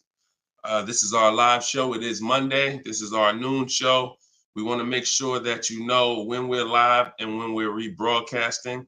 So every time you see the rebroadcast, you'll see a badge that says previously recorded or rebroadcast or replay. But whenever you don't see that badge, then you know we are live, and you can engage with us and ask your questions, and we will make sure that we get through as many as possible. So come on in. Everybody just come on in. I'm actually just sharing this broadcast on Facebook now. And on TikTok, welcome. I see you, Claudia. I see you, Dreamer. You guys can start typing your questions in. And let's do a little housekeeping first while we let the first couple questions come in. If you don't know me, this is your first time ever on a live with me, type the number 1 in the comments. I want to give a welcome to the first time people who've never been on a live with us before. And welcome back to the people who've been here before. I'm your host, Deshone. I'm known as Deshone the Auto Advisor. I spent 14 years in the car business with Mercedes-Benz, General Motors, and running my own brokerage. And now what I do is I teach people the science of car shopping from home.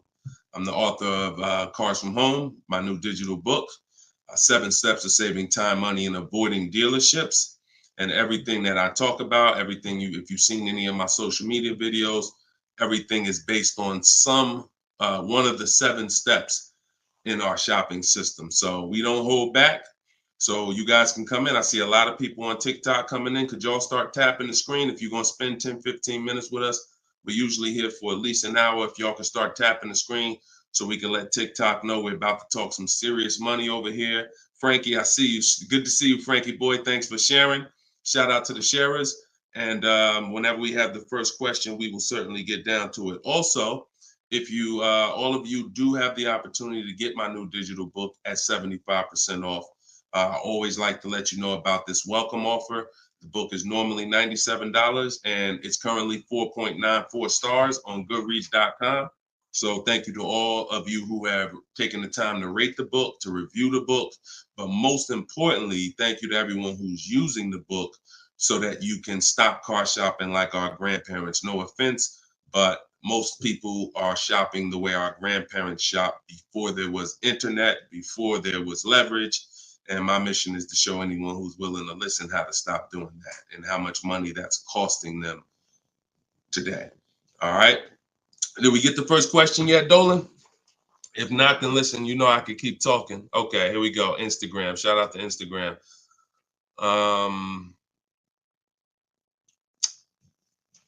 All right. How long should you wait to refinance? It's a good question. I would refinance when it makes sense. If you have rates are high right now compared to where they were a year ago, 2 years ago, 3 years ago. So if you guys are in a higher interest rate than you could qualify for today, then you want to refinance as soon as possible. If you have an 8% rate and you could refinance to a 6% rate, you guys know on this show, if I talk about the money, 2% on a $30,000 loan is thousands. That's not hundreds. So if you have it, on some of you have improved your credit. So you may have had a lower credit score a year or 2 years ago when you got your car, but now your credit score is higher. So you want to make sure you are following this guideline though. Most of the people who want to loan you money want you to take more for longer. That's just what they want you to do. I am of the mindset of you don't want to stretch the loan out long. You don't want to stretch the loan. You don't want to stretch the. So if you've already paid for a year or two, you don't want to stretch the loan out longer because they'll want you to take it longer. They'll tell you right up front, if you take a 6-year loan, your payment's going to be this. Meanwhile, you've already paid for 2 years. Don't fall in love with the new lower payment. Fall in love with paying as much as you can at the higher interest rate. So if you can pay a higher payment for 4 years, pay the highest payment you can to get the loan out of the way faster. Don't be tempted to stretch out the loan and go longer with it. Or else you're falling into that trap. Like I said, people want to loan you money, want to lend you more for longer. They take it for 6 years. You could always pay it off earlier. They're hoping you don't. Okay, so that's typically the rules of thumb that I like to follow. All right. This is from Instagram. Well, this is Luna. I was desperate and just got the first deal. I set a very high payment. Can I refinance for a smaller amount? Luna, weren't you on the show a couple of days ago? I was desperate and just got the first deal. I set for a very high payment. Can I refinance for a smaller amount? It's probably going to be early for you to do that. Did you? Hold on one second. If you hold on, let me open the Instagram comments so I could actually see. I know Dolan's bringing the comments to the show, but I want to make sure I could actually see the Instagram comments. Hold on. Okay. So because if you just got the vehicle, I mean, you could try to refinance, but it depends on how high of a rate they gave you compared to what you could have gotten if you would have followed like our bank bidding war process. You bought a brand new 24 Mitsubishi. Okay. Haven't you been on the show, Luna? This isn't your first time, right? You've been here. You've been with us for a couple. You've been with us for it was in December 2023. Okay. I appreciate it. Thanks for the information. That's why I wanted to see the comments so I could actually have the dialogue with you. Yeah, I mean, that's all you could do. You could try and you could try to refinance online. You can go on Google and type in auto refinance online and start to see what those companies look like and see if but you need to know your rate, and then you need to know what the companies that'll refinance you are offering you and see if it makes sense. If you got a higher rate than you could have gotten, then certainly you can refinance. If they got you the best rate that you could qualify, then you may have to wait a little longer, but usually, it doesn't hurt you to check, especially if you're in a considerably high interest rate. You certainly want to see if there's a possibility, because like I said, 2 points, 3 points on an interest rate is thousands of dollars, not hundreds. All right, TikTok, y'all gonna spend some time with us. Can y'all tap the screen and shoot the likes up if you're gonna talk money with us? Here's the thing, y'all. I'm gonna be honest with y'all. Y'all know I've been this way from day one, and I can't be any other way. I'm considering, and some of you know, I'm gonna tell y'all a story because I'm gonna keep this real, real, real, right? So in 2021, we did a podcast. It was called the Auto Advisors Podcast. The Auto Advisors Podcast got 10,000 downloads in the first 90 days, which was a great metric for a new podcast. I stopped it. You know why? Because we're in the way the podcast is, and I'm just keeping it 100% with y'all. I'm never going to stop doing the information. But if people don't engage with the show, then we'll just keep the rebroadcast going. The rebroadcasts are great. I'm 100 for my lifestyle, for my getting the information out. We do tons of free social media videos. I just don't want y'all to be questioning, Dad, why Deshone not doing the live show anymore? Because the live show needs to make sense. I've been telling y'all to share. I look at the shares. I see the people who come regular. I see not a lot of people share. All good. I just want y'all to know that when you can't ask the questions and you got to just do the rebroadcast, that's going to be the reason why. That's really going to be the reason why. Because we can sit back and we can let this live stream go 24/7. I love it. Dolan runs it. It's great. We sell a lot of books throughout the day. People get their questions answered. It's great. If y'all like Deshone, I would really like to ask questions and have the opportunity for my family to ask questions and get their questions answered, then y'all gonna have to show up. Y'all gonna have to show up. It's always been that way. Now, we're gonna have information everywhere for you. Free social media videos, my free masterclass is in my link in my bio. But if y'all want to keep this show going this way live and not just see 24/7 rebroadcast, then y'all gonna have to make sure y'all show up. And if we don't see the likes and we don't see the shares, then it's all good. That tells us everything we need to know. because there's nobody out there doing what we're doing right now. So if it was 20 other people doing these shows, then I understand. We got to make sure we're better than them. There's nobody doing what we're doing right now. So it's up to y'all. All right, so Dolan, let's go. TikTok question. Can I get a new lease with no money down and get the same car payment monthly, turning my lease in soon? But that depends on how good you're going to shop. See, if you got, a lot of people are going to be fooled into this conversation. Car salesman calling them saying, hey, I could get you out of your lease, keep your payment the same, and you'll be good. That's the conversation they're going to go for. Now they're going by 2021 and 2020, well, really 2021 payments, which were the highest in history. And what they're depending on is they're hoping that most people don't ask a question. You already been paying this, you already been paying the high payment. What if I could put you into 2024 for the same price? Meanwhile, those prices that you were paying were ridiculously high. All through the pandemic, most 99 probably percent of people were paying ridiculous payments. That's why I always show Bonita.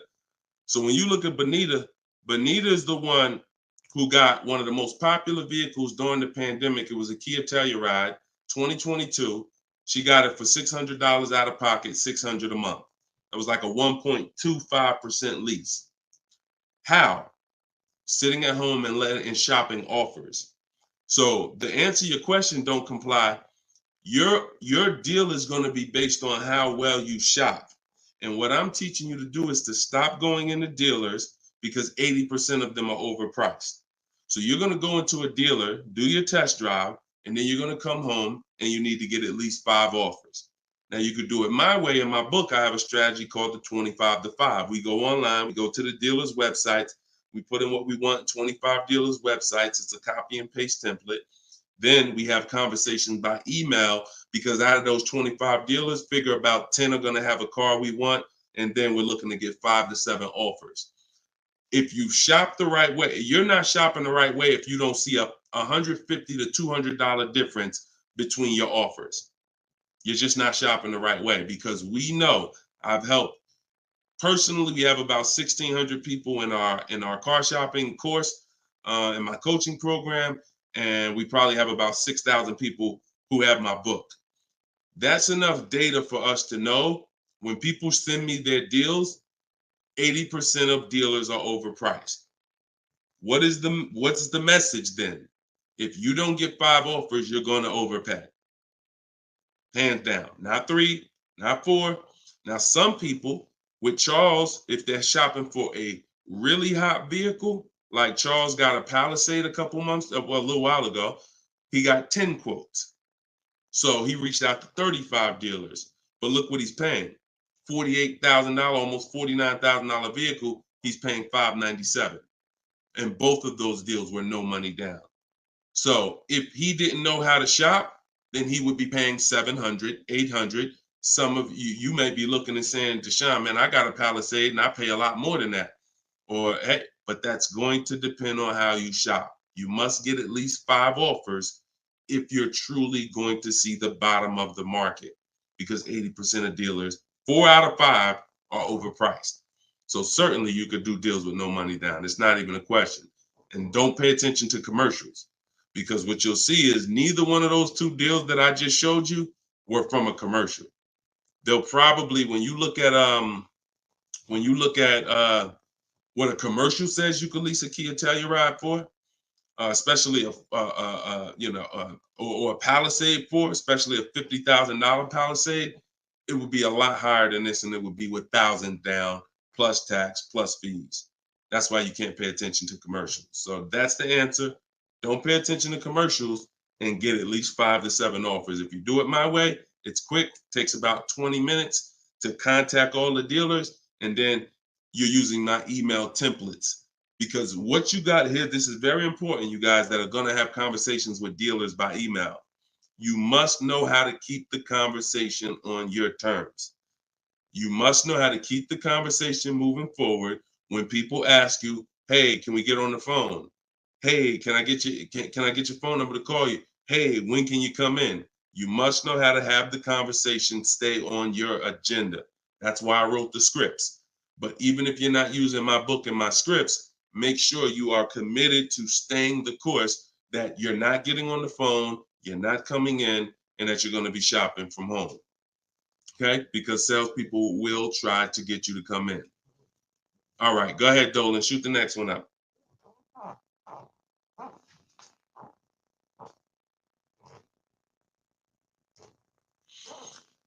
Okay. Hi, the dealer wants to run my credit card. I just watched one of your videos and you said don't let them do that. They want to run your credit card for what? Let's give Bless the chance to type. Are you purchasing something?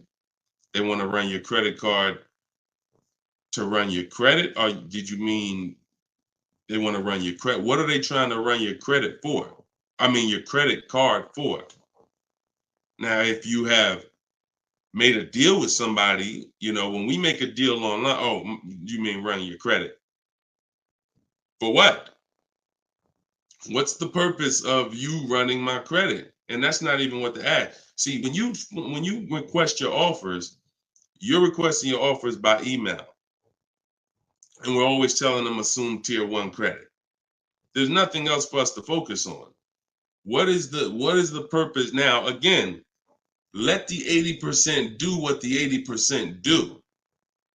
Lie, tell you stuff. You need to have other dealers in your inbox to know. Sometimes people say, well, Deshone, this dealer said, this one dealer said they don't lease. I said, okay. How many other dealers that you talked to said that? No one yet. Okay. When 80% of them say that, that means they don't lease that car.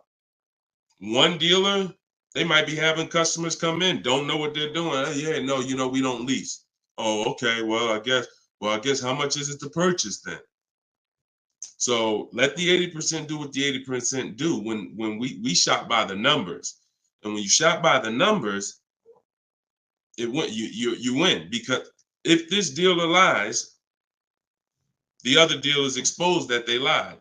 So one dealer says I can't lease, and then 4 other ones give me a lease offer. Clearly, you were lying. So don't worry about what one dealer says ever. That's why you need to be having multiple conversations at all times.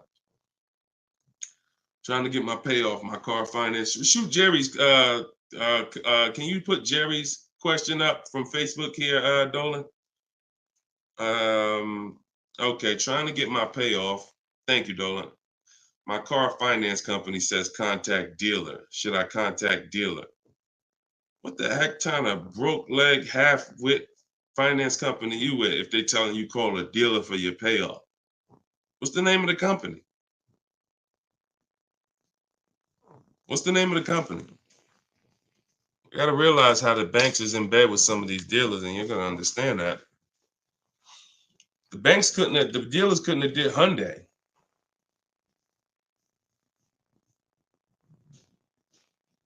Why would they tell you contact the dealer for your payoff? Scumbag. I would call and speak to somebody else. The dealer has nothing to do with the car. If you don't pay that Hyundai, you don't pay your payment for 3 months, is the dealer coming to get the car, or is Hyundai coming to get the car? No, forget about the dealer. The dealer is just a franchise. They're there to sell you the car and put the deal together. Once you drive off, it's between you and the bank. It's between you and the leasing company. So why would the bank be telling you to go to the dealer? It's kind of like they're sending you, all right, so if you're calling for your payoff and the dealer says, oh, well, I'm going to charge you this much and this much and this much, because people will try to get their payoff, or people tried to buy their leases out, which is a terrible idea in most cases, but people were doing it and dealers were charging them a lot of money on top of their payoff, charging them fees on top of the payoff to buy their own lease. So I would call Hyundai and I'd ask for somebody else. I literally try to escalate that. Can I speak to a manager? Can I speak to somebody? Why are you telling me to call the dealer when the dealer is not who? The dealer has nothing to do with the car anymore at all. From the day you bought it, it's between you and the bank. You're the one that I owe. Why can't you tell me my payoff? And I would speak to somebody until I can get somebody on the phone who can give me an intelligent answer. That's ridiculous. That's ridiculous. TikTok quiet today. Y'all quiet on TikTok, boy. What's going on? Are y'all gonna send questions in? Let's keep them coming from Instagram then. TikTok, y'all usually be the ones sending the most questions. Let's go. What's up, Ron? What's up, James? Let's go. Type in your questions if you want. Let's go. We'll be here for about an hour. Deshone got the ebook. Sent email templates out, got responses, perfect. Using the counter offer calculator, perfect. And they either stop communicating or say I have to come in to do any further negotiations. We have scripts for that. We have scripts for that. No, none of the other dealers I speak to have said that. Just go to the script. Every single thing is a script because I know what they're going to say. I had to use those same templates. So always keep the conversation. When you make the last counter offer, it's always a question. That counter offer is a question. So now when they come back and say anything, you look for the script that replies to that and keep the conversation moving forward. You know, once you send the counter offers, now you're just getting to the point where you're trying to see who's the best one. That's it. The counter offer calculator makes counters based on the best offer. So whatever that best offer is, it counters everyone. See, and they may stop communicating because they're already high. So if somebody gives me a 1.1% lease and other people give me a 1.4, 1.5, 1.6, when I counter, I'm countering based on the 1.1. Because once one dealer gives me that type of discount, I know that y'all just choosing not to. That's why if they say, how'd you come up with that number? The script is always, it's a little bit lower than my best offer I have already. So they know you can act like this is the bottom price that you have, but we already have the best offer here. That's why we always put in the offers, and the counter offer calculator creates the counter offer based on the best offer. I don't care if none of y'all reply anymore because y'all already showed me y'all are overpriced. So I'm gonna let you know that based on my counter offer, I know this deal could be done. And if the lowest offer, which may happen, says, look, I don't have no more room, I gave you the best, then I snatch that offer. As long as you got 5, then that's really the bottom. And that's the purpose of the counter offer, is to make sure before you close the deal, you have made a counter to make sure you know where the bottom is. But don't let them respond. Forget it. They probably, oh, he made this low offer. You know you could do that deal, but that's all right. I'll get the car from your competition. All good. All good. All right, next question, Dolan. All right. All right. That might not have any other questions. I have an isolated event. Car was totaled. Check getting cut this week. Can I pay to speak with you 30 to 60 minutes for the single purchase? No. No offense. I've been helping groups. You gotta understand, y'all. Look, I have been helping groups buy cars. Look, let me show y'all something, okay? And I'm saying this so y'all understand, right? Since 2021, this is my private group right here. All right. This is my private group. We have 1,400 people in the group. Now, not everybody who joins us in Maps Academy joins the group, because some people just don't come to Facebook. They'll come on my Zoom coaching calls. But this is how I help people one-on-one. Not even one-on-one. This is how, when you see, can everybody see this? I just want to make sure everybody can see this. This is how I work with people. If you're getting my book, you got my book, you got my strategies. This is what we've been doing. Look at the dates. Look at the dates on these cars. All recent. So I don't work with it. It makes no sense for me to work with somebody one-on-one. I don't have to. The people who have been in my group since 2021, we get to the deals, because there's no situation that you're in that's a special situation. I guarantee you that. It doesn't matter. I've had thousands of scenarios. Nothing that you have is special where it requires this special process. Your car got totaled, you need a car, you're going to follow the 7 steps. That's not going to change. If you don't have a car, you can skip the equity assessment. The rest of the 7 steps apply. It doesn't matter. You think you need a special plan. No, you need a plan. And that's the plan that I have in my book or in my group or what I'm answering here. So you can feel free to ask your question. But your situation, this is very common. There's probably 1 million people around the country in your situation right now. Car was totaled, need a car, common, very common. I know it's like overwhelming for you, not for me though. Super common. Okay, yeah, check your spam, Jerry. Check your spam or your junk folder. All right, Troop Tip. You see that question from Troop Tep on TikTok, Dolan? Unless you got something before that. All right, another one from Instagram. I'm looking to get an electric vehicle, and I'm not one to keep cars. I'm interested in getting a lease, but don't really know how the process works. You must get bids. You must get multiple offers, or you're going to overpay. Electric cars, doesn't matter. Same process. Bid, exotic cars. When you look at, Sean's getting an electric truck. He probably got it already. But he sent me this message, and he was looking at a $73,000 F-150 Lightning. He ended up getting $20,000 off the truck. Now he's buying it. He's not leasing it. So, Tope had an electric BMW lease. She got a BMW i4 e-drive, $54,000. She got her bids. She ended up saving $8,500 total with the rebates and the discount. She's paying $690 a month for a $54,000 vehicle. So none of these deals that you're seeing, these are real deals. These are below market deals. These are not going to be had going into dealers and negotiating because one, you're never going to get that deal from an 80% dealer. It's not going to happen. An 80% dealer will never discount the car enough for you to get the best price. So you don't know. Unfortunately, there's no sign that's on, hey, we're an 80% dealer. Don't come here. There's no sign. The only way that you know is by getting multiple offers. Now, you could do it manually. You can call around, talk to some sales managers, and try to get at least 5 offers.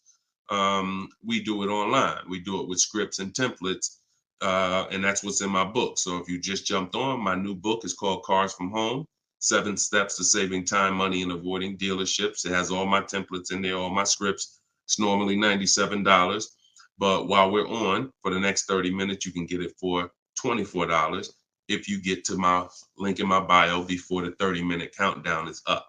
Once the 30 minutes is up, it does go back up to $97, which is still a great price because everything in that book is going to save you thousands and thousands of dollars. That'll be the most valuable book, but that's only if you want to use my scripts, my resources, and have me do the talking, which is you typing. But if you're going to do the talking, then I would call around and I get at least 5 offers, or you're going to overpay. No doubt about it. At least 5 offers. Okay. You can't calculate a lease manually. You can't try to calculate a lease and think. And even if you can calculate a lease manually, you still don't know what rebates are, what incentives there are. Sean didn't know there was $15,000 in rebates. How did he find out? Multiple offers. The best offer ends up revealing, wow, it's $15,000 in rebates on this truck. He wouldn't have knew that just walking in and trying to see, all right, what's the best deal I could get? 80% deal is never going to tell him it's $15,000 in rebates. So multiple offers is a must. Okay. Go ahead, Dola. Great question. I'm new to your platform. I joined late. What do you recommend I do? I'm not sure I understand the question. What do I recommend you do about what?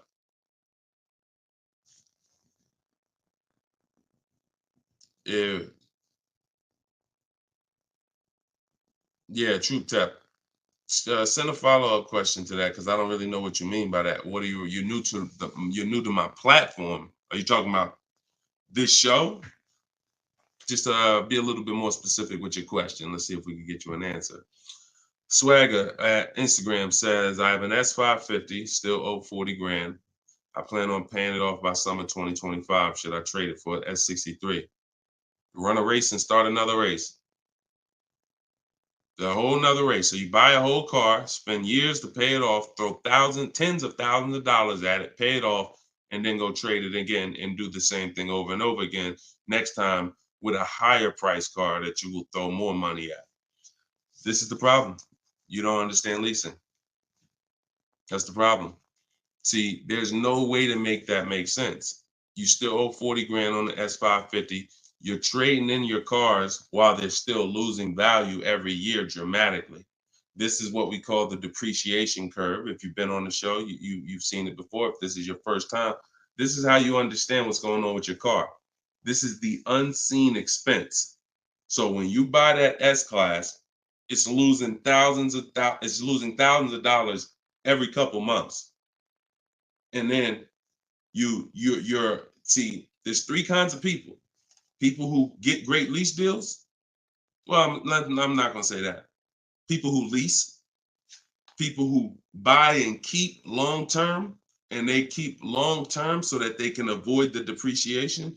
And then there's people who are stuck in this middle right here. This is 2 years, 3 years, 4 years, 5 years, 6 years, all right here, when your car is losing the most money. So what you do is, see, it has nothing to do with how you paid for it. You can pay cash, doesn't matter. When you take a loan, now you're financing this depreciation and you're losing more. But when you say, all right, I bought this S-Class, now for the next 6 years, it's going to lose tens of thousands of dollars, and then I'm going to turn around and I'm going to trade it. You never get to a point like where you can win for the purchase. See, some of you've been taught paying off the car is the win. No, it's not.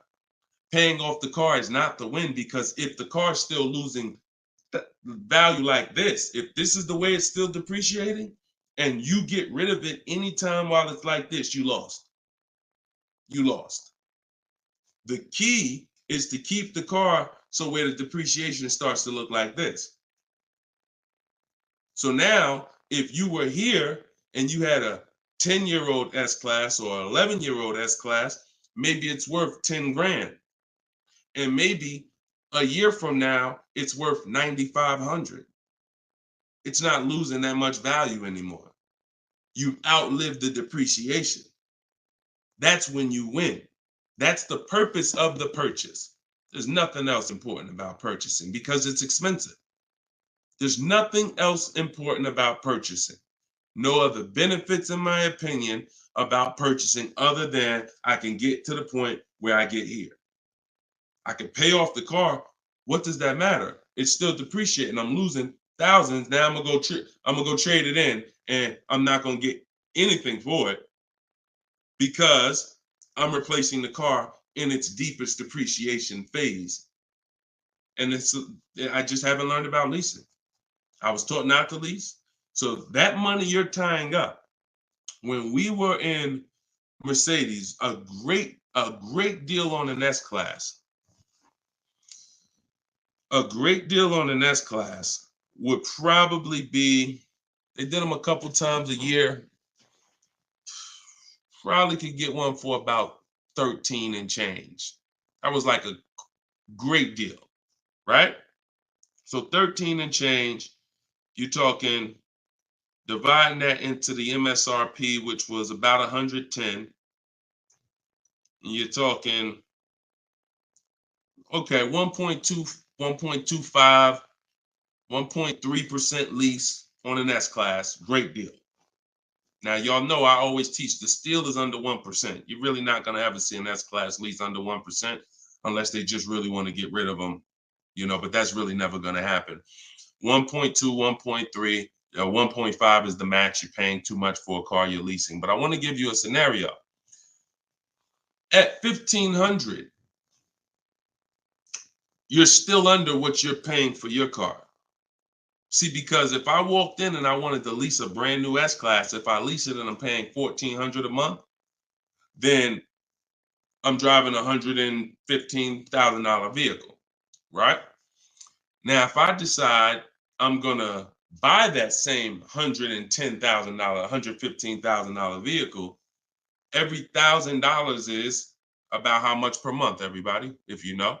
Some of you seen the video, some of you talk. Every $5,000 on a that you're going to borrow on a loan is about how much per month?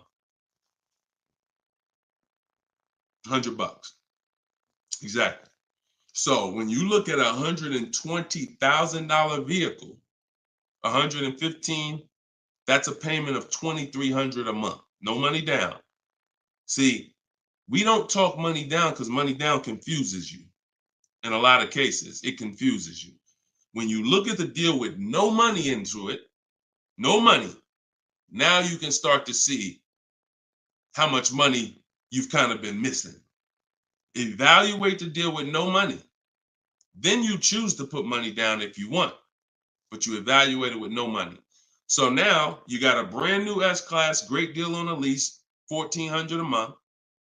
You gotta buy that to purchase the same exact S-Class, $2,300 a month. And then you get people who might be like you, who say, you know what? I ain't gonna get a new one. You haven't learned about leasing yet.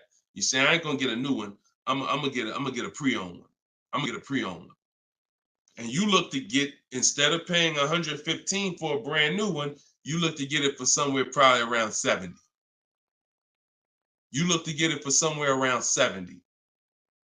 Every 5,000 is $100 a month. What's 70,000 cost on a payment, y'all? Every 5,000. So you're talking 50 grand, another 20, that's 400, that's 1,400 a month. That's 1,400 a month. So put these numbers together. Great deal on a brand new S-Class. 1,400 a month, leasing it.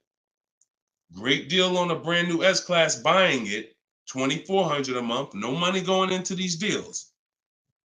Great deal on a used S-Class, 70 grand, 1,400 a month for 5 years. Now, here's where we jack it up. Oh, well, I'll just put some money down. I'll put like 15 grand down. I'm going to take a 6-year loan, God forbid, 7-year loan, stretch the payment out, try to get that payment around $1,000 a month. You don't realize you can't change the numbers by putting more money into it. That doesn't change the actual overall. If 15 grand comes out of your pocket up front, that doesn't change the fact that of the numbers. That's why I break down the scenarios with no money down going into them. So what I would say, if you need to decide if you're going to keep the S-Classes long term, then you should be buying them. If you're going to keep them 8+ years, then you should be buying them. But if you're not keeping these cars 8 years, then you should be shopping for great lease deals because you're just throwing thousands and thousands of dollars away. Same price you paid, same money that came out of your pocket for the last couple years to drive that used S-Class, you could have been driving and leasing a brand new one. And I know what comes with a used S-Class, brother. I know it. Been Mercedes. I was Mercedes 5 years. I know the maintenance. I know the brake replacements. I know the service Bs. I know how much it costs to have an S-Class pre-owned, no warranty, and everything that happens is on you. So we're not even taking into account the maintenance and the repairs that you have to put into that S-Class that you wouldn't need to put into a brand new one that you leased if you just stop listening to people who told you that you shouldn't lease cars. No doubt about it. So that's the best advice I could give you, brother. All right, go ahead, Dolan. Shoot the next one up. Use your pointers to get a new 24 GB80 Genesis. Salute. Enjoy it, Austin. Great deal. That's what I did. I worked the deal, no money down, got them the low, then hit them with the down payment, plus went and pre-approved. There you go. There you go. See, you're able to understand when you're shopping with no money down, no money going into the deal. Don't show me what anything looks like putting money into the deal. We determine if we want to put money into the deal later. Shop, get the best price on the car. Find the dealer who's going to get the best price on the car. Then we'll work out the finances. Then we'll work out the details. Most people go right to the, all right, what's the monthly payment? All right, what should it, how much should a brand new GB80 be? Depends on who you buy it from. Depends on what they sell it to you for. First things first, we got to find a dealer that's going to sell us the car for the lowest price. Good job, Austin. Congratulations, man. GV80 is a nice vehicle. Enjoy it. How much should CPO normally charge?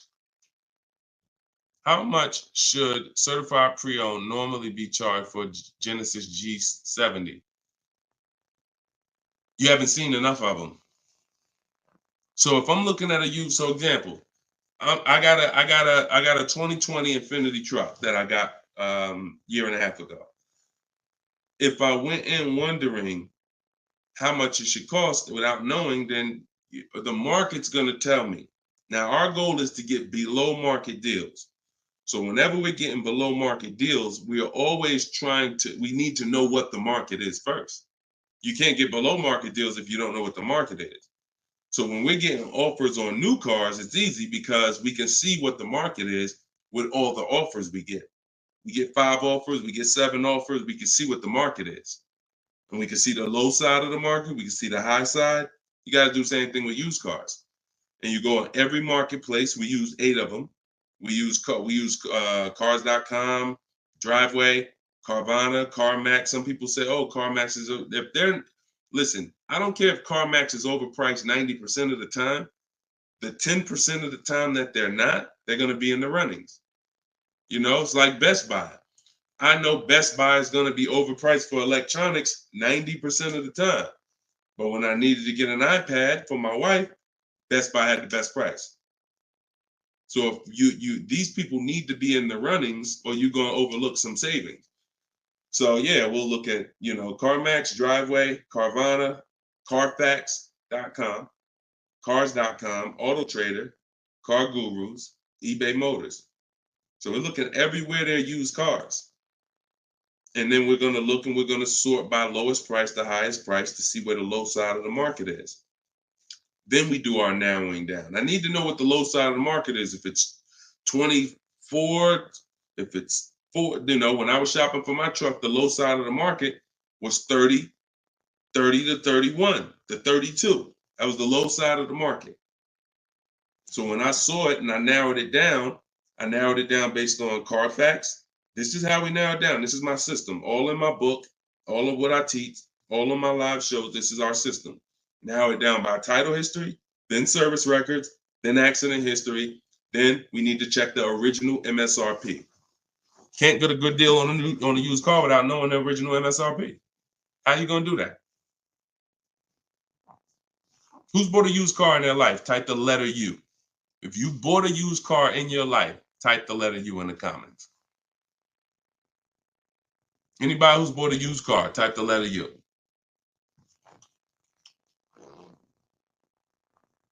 Okay, Cash, I see you. Andre and TikTok, I see you. Okay, Cash, all right.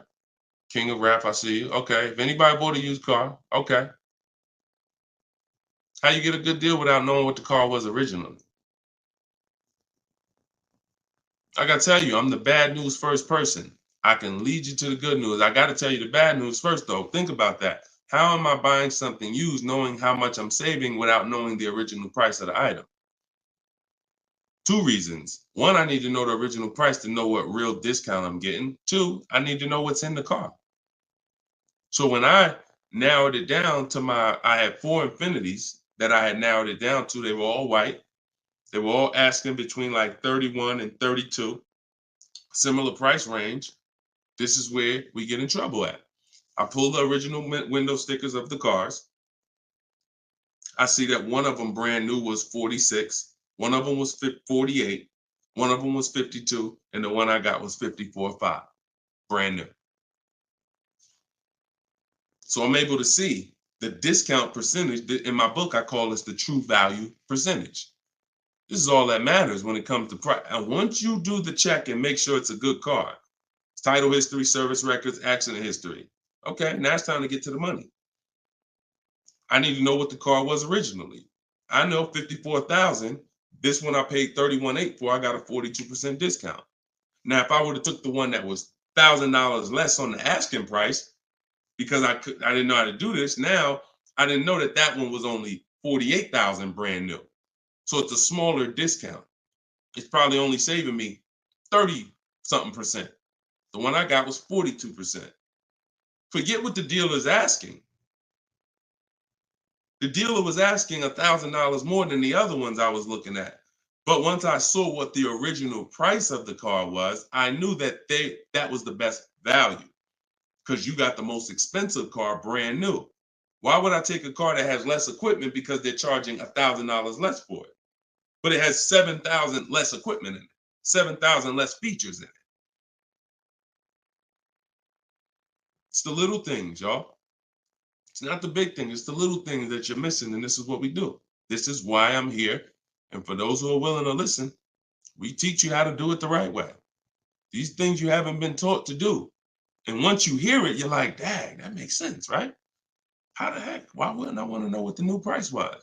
Don't even know what equipment's in the car. I knew the day I got the car, it was an edition 30. I saw the original window sticker, remote start, all these features, backup cameras all around, black mirrors. I saw all of that because I got the original window sticker. These are the things you must do. And the last thing we do is we verify there's no bogus fees before we go to the dealer. Because some people be in the lowest prices online, but they have no intention to sell the car for that price. They want you, they're depending on you to come in because they know other people will, untrained, no strategy, walk right in. Hey, I saw the price online. Okay, yeah, sit down, sir. Let me do these numbers for you. Price goes up by $5,000. No intention. So you wasted your time. I'm listen, God bless you. Yo, Deshone, I'll just walk away. I'd rather not walk away. I'd rather you not have to walk away. And when you truly learn the science and the right strategies of shopping online, like I'm teaching you, you won't be walking away because all you lose when you walk away. Still need a car, don't you? Somebody else just gonna buy that car. It's not like you like, oh, I'm gonna put a sign out. Nobody buy this car. They wasted my time. That car gonna sell.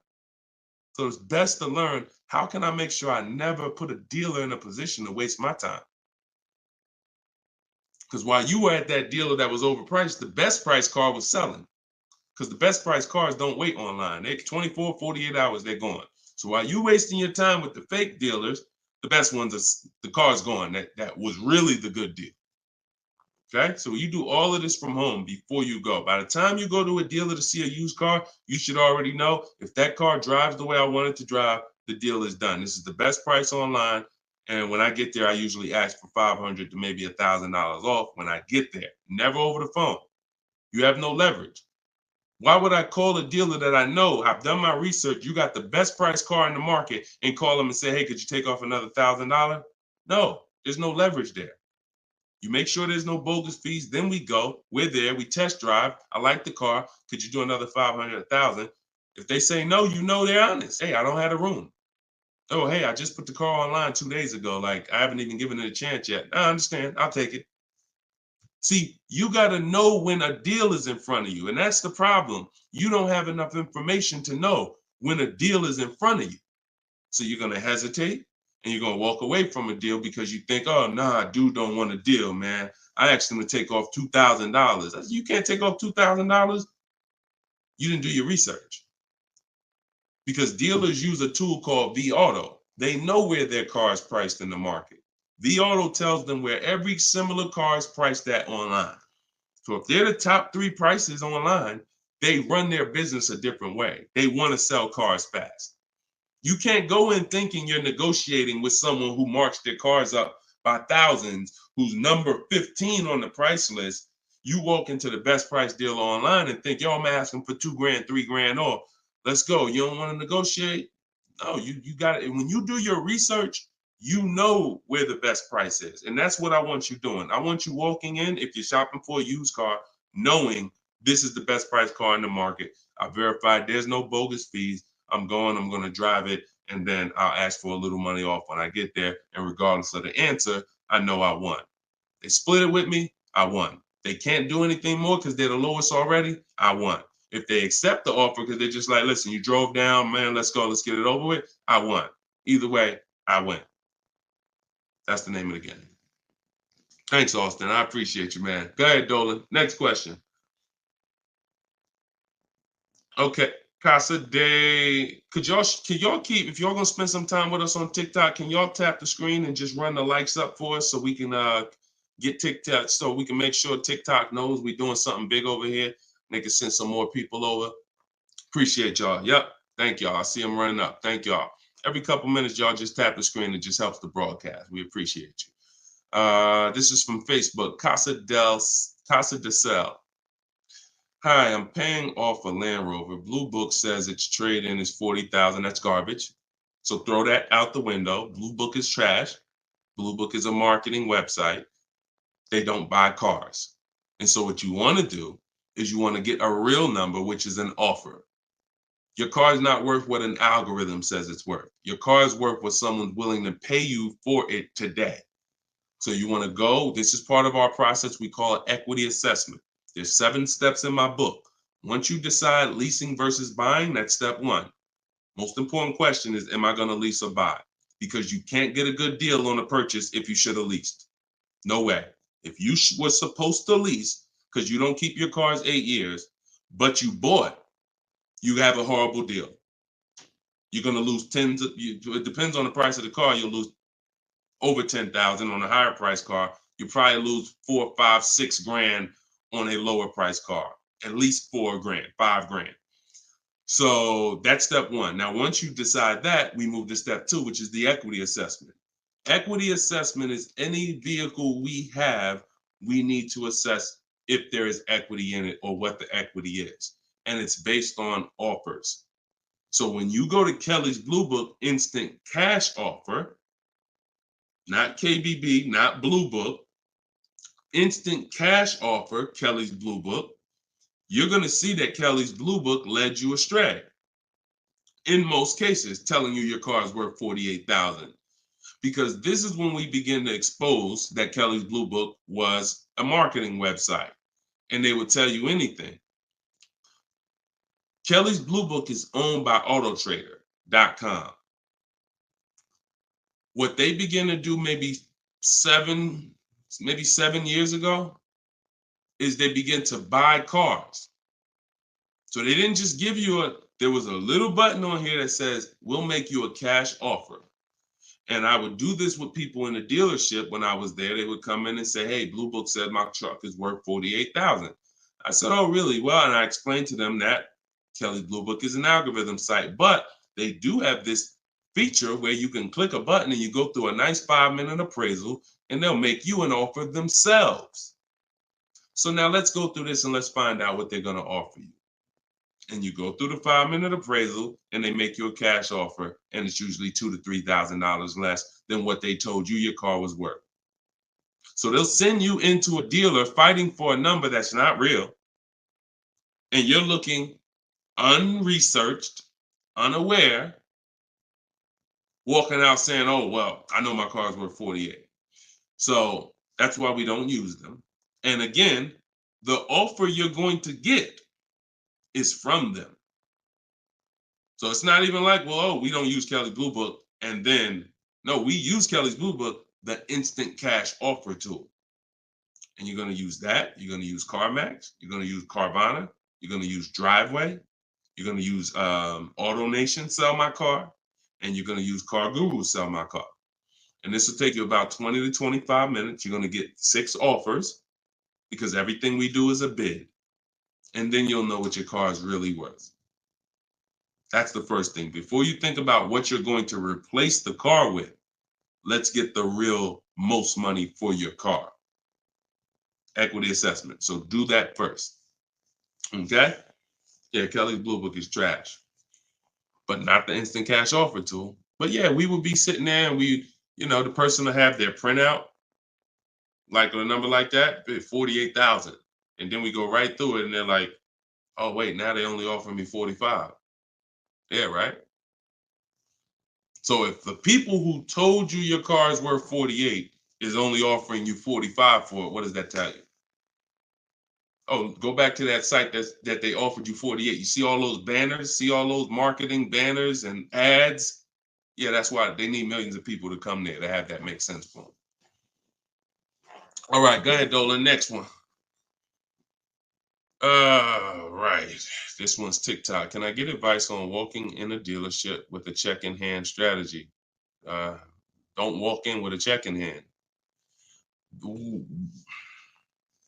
80% of deals are overpriced, Andre. You can walk in with a check in your hand. If you get somebody who's really good, they're going to take the check. And that's the mission. Get that check out of your hand into our bank account. And if you're dealing with an 80% dealer, you lost. See, again, I'm giving you boundaries so that you can understand. If you break the boundaries, if you choose to go over the boundaries, that's fine. But I've been doing this for a very long time, and everybody that knows me, everyone that's close to me, be it here in New Jersey or be it in my group, they know that I'm the person who helps you save the money on cars. I would put my money against anybody that I'll get a better deal than you. Now, if you're shopping, I wouldn't put my money against any of my people who learn from me. Anybody that learns from me, I wouldn't bet that I could get a better deal than them. If we got the same time frame, we're gonna get about the same deal. But somebody who has no strategy, just shopping, going into dealers, I'll put any amount of money. I bet you $1,000 today that I get a better deal than you without even leaving my house. So I want you to be in that position because you don't know who you're dealing with. If you're in an 80% dealer, they knock off $3,000 for you, $5,000. You think you won? Look,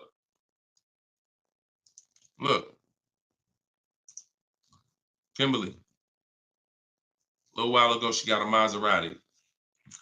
Posted this in the group. It was a $91,000 Maserati. She ended up leasing it for $944, but I want to show you the money breakdown. Before she accepted that offer, she had an offer of 20 grand off right here. So she had an offer on an 86. So pay attention to this. $86,000 vehicle, they were taking 20 grand off for her. 20,700 to be exact.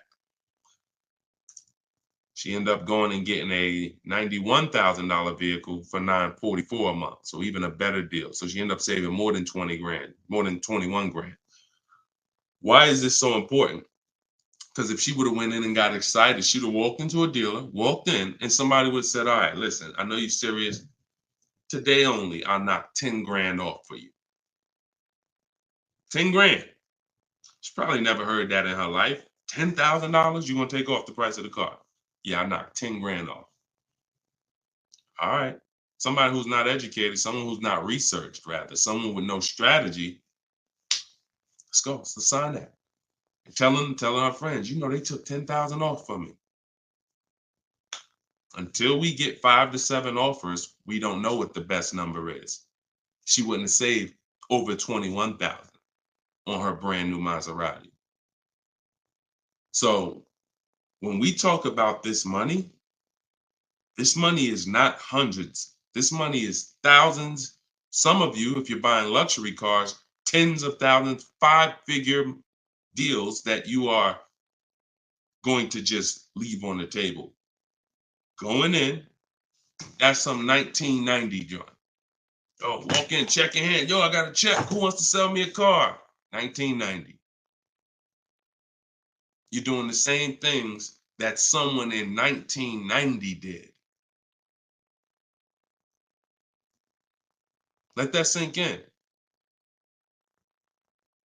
So what do? You stay home, you get offers from home. Now, all of you who are like, Deshone, I want to do it your way. I don't want to have to figure this out. Give me the roadmap. That's my new digital book, Cars from Home, 7 Steps to Saving Time, Money, and Avoiding Dealerships. All my scripts are in there. My strategies for leases, my strategies for purchases, my strategies for used cars, the bank bidding war, where we make banks and credit unions bid for our loan. We guarantee all the money that we want to guarantee that there was not a dime that we could have saved when we make our car deal. And the only way that's going to happen is through bids. When I sell my car, not trade it, I get bids. When I buy my car, I get bids. When I get my loan, I get bids. You walk in with that check, man, that check won't be in your hand very long. So everybody can get the book for 75% off. It's normally $97.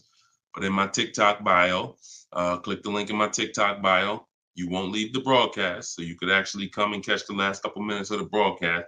But go there as long as you get there before the timer. It's 30 minutes. Once the timer hits 0, it's back up to $97.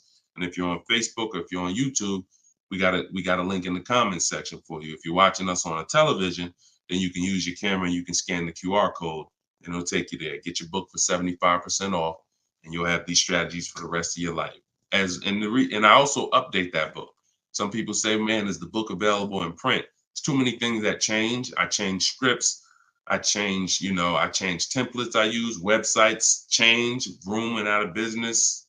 I need a digital book. I can update the master file so that way you open this book a year from now and it's updated. So you'll see some of you got it 2 months ago and you open it today and you're like, wait, I see something a little different. Yeah, because I update the book regularly. So yeah, get your copy before. And even if it goes back up to $97 and you miss the welcome offer, what are you going to save? What do you really think? How much money do you think you're going to save using my stuff? That's what you should be holding me accountable to. I'm going to get Deshone's book, and I want to save the same amount of money Deshone would have saved on this deal. And when you see these people, Bonita, when you see Kimberly, when you see Sean, when you see Eddie, all these people I share throughout the shows, they're getting the same deals that I would have gotten. But they were just like you. They weren't in the car business 14 years. Frina, she just got this Jeep a little while ago. Look, 2024 Jeep Grand Cherokee. Look, $65,000 MSRP, $579 a month, 0.88% lease deal. I use all the scripts, contacted the dealer, I followed the program, used the scripts, contacted the dealer, sealed the deal. We're in a different world. So you either gonna come over to our world or you're gonna stay in your world. And your world is painful and expensive. Painful and expensive. Spending hours in dealerships, multiple visits, going back twice, 3 times. Painful. Every car deal I make is from right here where you see me at. I'm right here. Go ahead, Dolan, shoot the next one up. Austin, I see you. God bless you and everyone online. I have to get back to work. Thanks for checking in, man. Always enjoy the new car too. Because my payment is due in 15 days. Enjoy, man. God bless you. Swagger from Instagram says, it's smart to buy the vehicle after leasing it for 3 years. No, it's a horrible idea. You've already had the vehicle for 3 years. You're buying a used car now. So leasing and purchasing is an entirely different philosophy. When we lease, we're getting great lease deals. We're driving vehicles for pennies on the dollar compared to people who purchase them. All those lease deals. You saw Frina, that same $65,000 vehicle is $1,100 a month. Someone is out there paying, unless they put up a ton of money down, they are out there with that same Jeep that Frina just picked up and they're paying $1,000 plus a month for it. She's paying $579. Why? Because they said they don't lease? Well, you go ahead with your non-leasing stuff and pay double what I'm paying. Now, if you're keeping the vehicle forever, 8, 10, 12 years, in my book, I created the 8-year rule. The 8-year rule is when you begin to win as a purchaser, because that's when the depreciation is going to cool off and make sense. You can get some of this money back because the person who's leasing is killing you.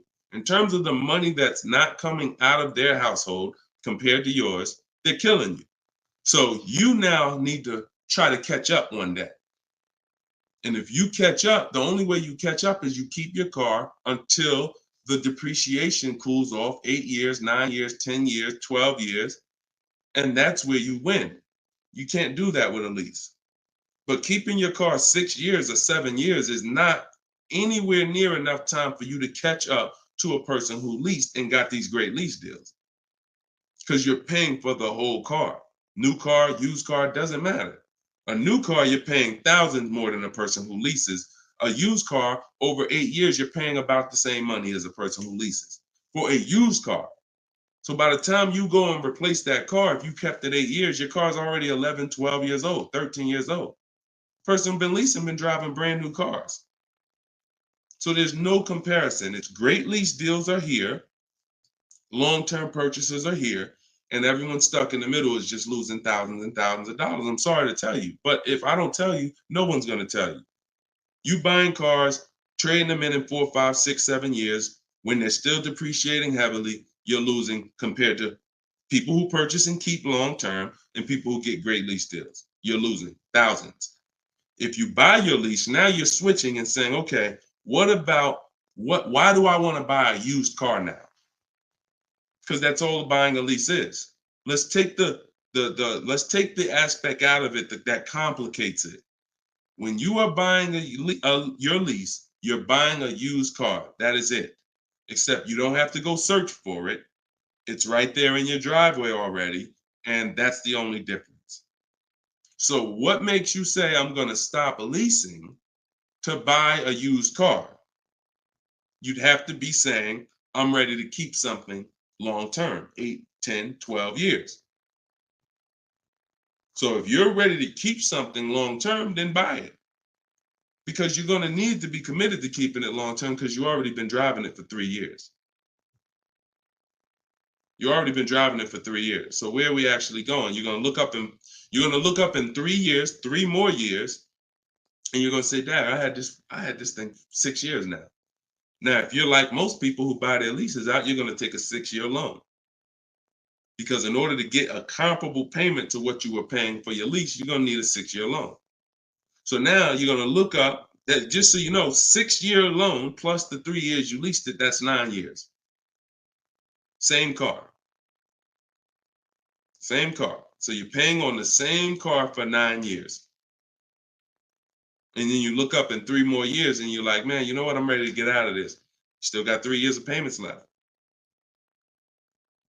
Only scenario where you can pay on a car for 6 years, turn around and still have 3 years of payments left is when you bought your lease. Makes 0 sense. Makes no sense. Unless you're keeping forever. That's a different story. You want to keep it till the wheels fall off, then buy the lease. It's the only way it's going to make sense because you're paying so long on a car, the same car, you better be keeping it long enough to have it make sense. And that's not 5 more years. Your loan ain't even paid off in 5 more years. Buying your lease is a horrible idea for most people. Horrible, horrible, horrible idea. And it's just because what you don't want to shop. You don't want to shop. You don't want to get in the market. Old strategies, you're scared. New way, sitting at home, get bids, let the deals come to you. Because that's what I see. I saw tons of people buy their leases for the last 3 years because they were just scared to shop. Oh, it's not now here. I don't want to. We've been making deals since the pandemic. Deals been out here for people who shop and know how to get deals. So unless you're changing your whole philosophy, I'm stressing to you how bad buying your lease is. All right. This one's Instagram. If I'm searching for a car, but I want a specific trim, should I search the entire market for only that car and the trim level I'm looking for? If I want a specific trim, that's the reason why I use the 25-5. 25-5 strategy in my book is what we do for new cars and leases. Because when you walk into 2 dealers, it's another reason about not shopping this limited way anymore. If you're shopping from 2 dealers, all you have is what they have. If 2 dealers don't have the trim, you ain't got nothing. When we reach out, we're connecting with 25 dealers online. So if that car is out there, I'm giving 25 dealers. I'm shopping out of 25 dealers inventory. So if no one has it out of 25 or only 1 or 2 have it, now I know that car is just super rare. Or maybe it's about to sell out. Maybe it's like that happens sometimes where like the 2024s are all gone, but the 2025 haven't come in yet. There's only a few 2024s left. But yeah, I mean, we shop wide. We shop wide. Several people who are learning from me and you're getting deals, they drove. A lot of those people that I showed you throughout the show, they drove 45 minutes, an hour, hour and a half to get to the vehicle when they're picking it up. Look at Sean. Sean specifically, and this is how important, I'm going to let someone else tell you why shopping this way is the best. Because he said, look, he saved, I said you're saving over 20 grand with the discount and the rebate. But the only way to know is this the best deal is to compare to the other offers. Because again, I don't know if you could look, I saw the Maybach back in 2015. It had a $20,000 rebate on it. So I don't know if the rebates is 15. What if they got a $20,000 rebate on that? Now that was a $260,000 vehicle, but still, you just never know. So I said, if you're going to compare offers. He said, yes, I got about 15 quotes. He said, I couldn't find anything under MSRP. He ended up expanding his search to 150 miles to find this deal. So he's driving probably 100 miles somewhere. I doubt it's all the way 150 miles, but maybe he's driving 100, 120 miles. But look what he's saving, 20 grand.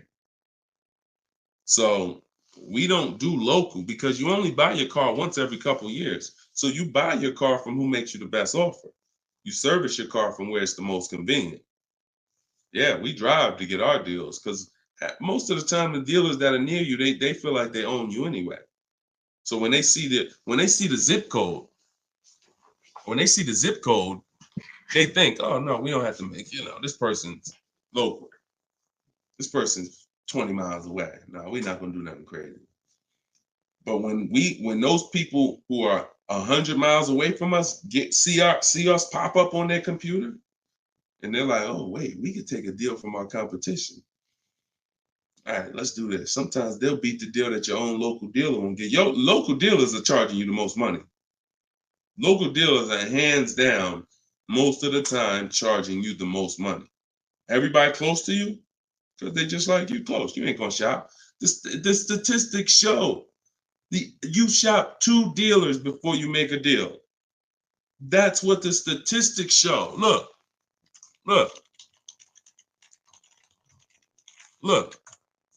Right here. I'm gonna show you something. When I tell you, look, no offense, I wouldn't be trying to help you if I could, but I gotta keep it real to you. This is all stuff we know about you. Look, how many dealers does the average person visit before buying? 39% future car buyers plan to visit at least 3. They won't, because the actual statistics show 4.2 websites a person visits, and then it's 2. It's actually 2. Hold on. Let's see where it's at. Only 1 in 3 potential. The answer's 2. I ain't got to tell y'all. People say, oh, I plan to visit 4 dealers. You ain't visiting no 4 dealers. You're going to get tired. Time you get to the 3rd one, you're going to be like, okay, this is getting old fast. I think we could get it over with. 2 is the answer. So if the industry knows that you visit 2 dealers before you make a deal, why would I give you a great price?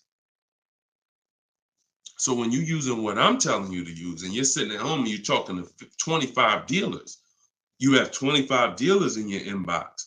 When you're sitting at home and you're looking at all the used car market in a 150-mile radius of you, oh, now you're not the normal shopper. The normal shopper is going to get the normal deal, market value or over market value. That's what normal shoppers get, depending on how bad you are, over market value, depending on how unaware you are. But market value, over market value, that's normal.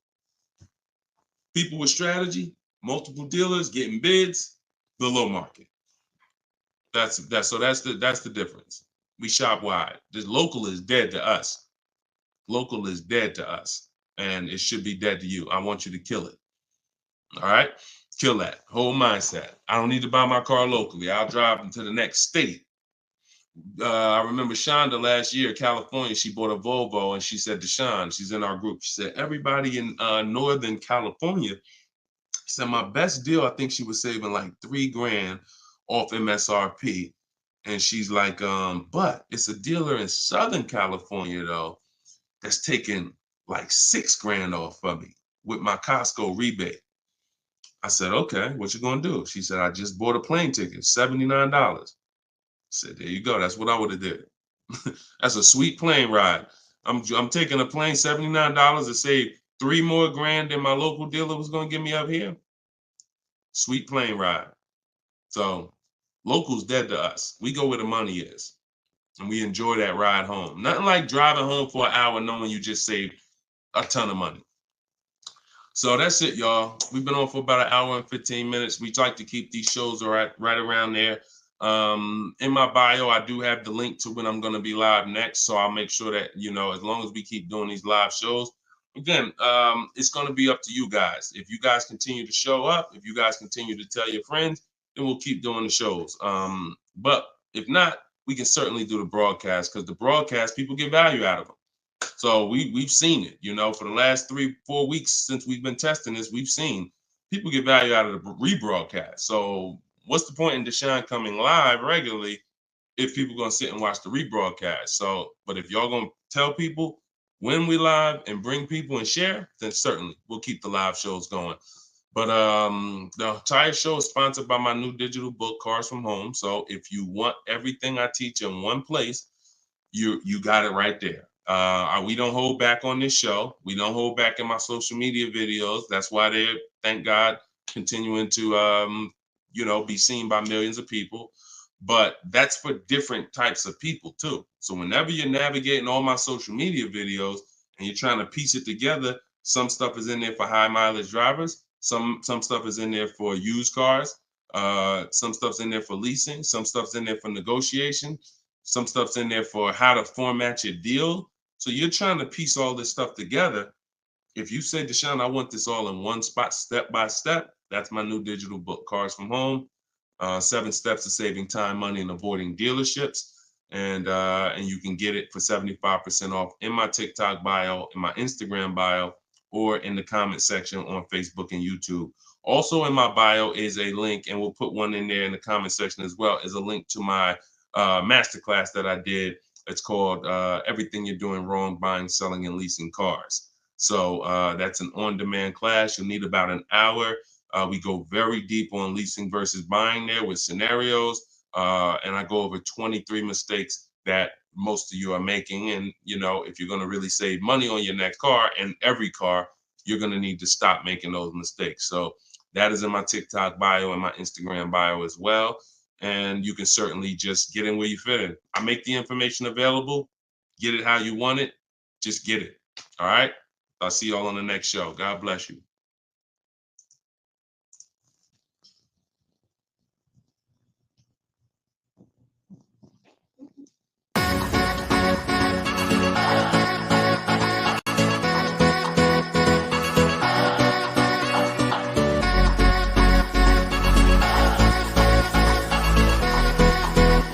The worst possible thing you could say when you walk into a car dealership. I spent 5 years with Mercedes-Benz, 5 with General Motors, and the worst thing a person could say when they walk in is, if you could just get me to this payment, we got a deal. So your loan's probably still like 19, which means you got to pay to get out. You're upside down. It's called negative equity.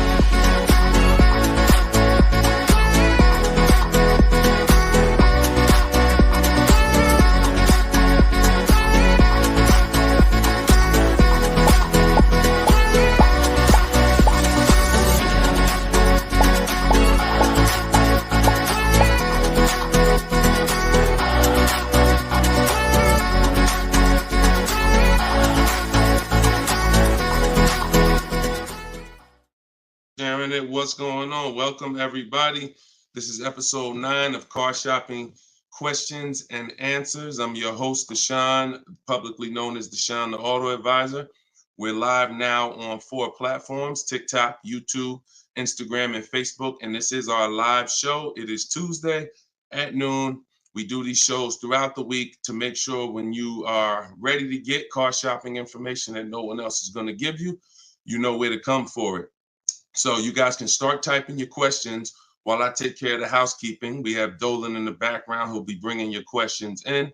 Shout out to the people running the likes up on TikTok. Appreciate y'all tapping the screen. I'm the author of the new digital book, Cars from Home, 7 Steps to Saving Time, Money, and Avoiding Dealerships.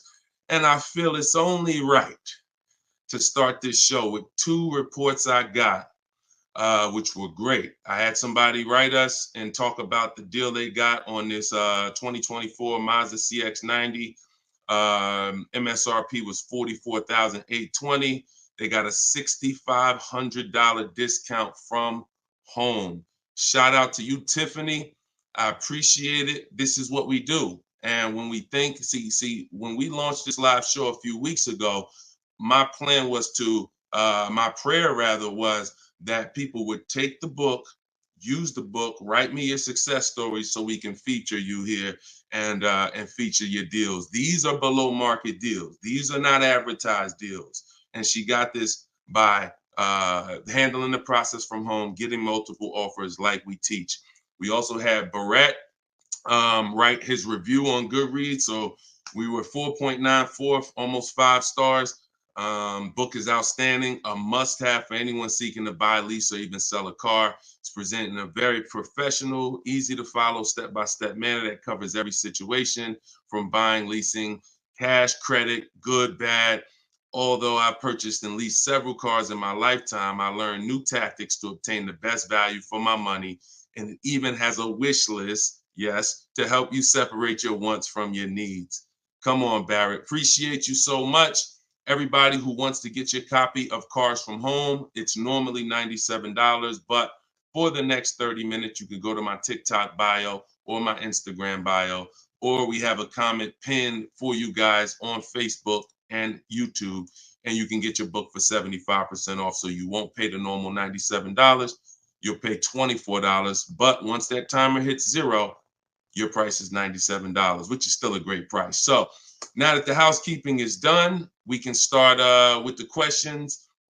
And if you got the first one, Dolan, feel free to bring it in while I put the banner up for those who want to get their book.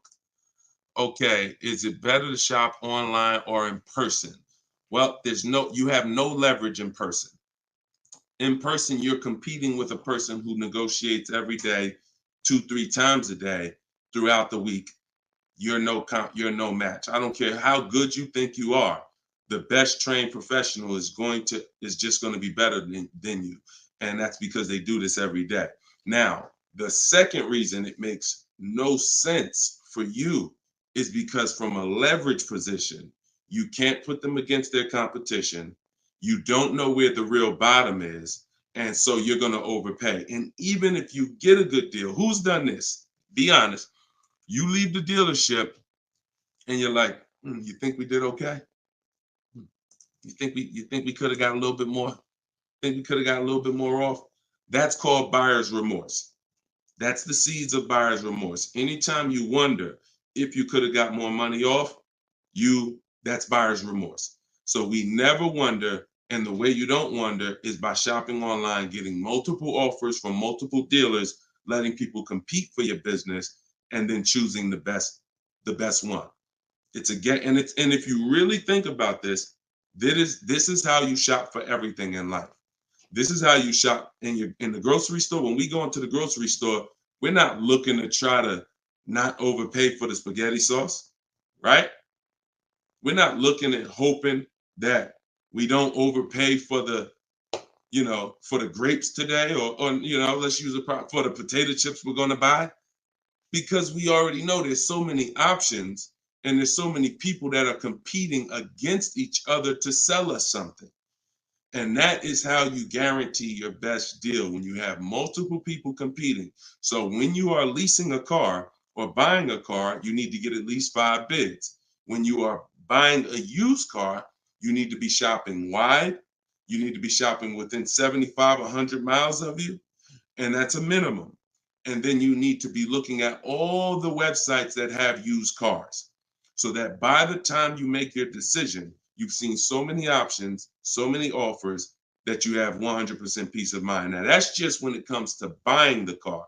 When it comes to replacing your car, because some of you know there's a word we don't use, it's a T word. It's 2 words we don't use. One is trade, one is down payment.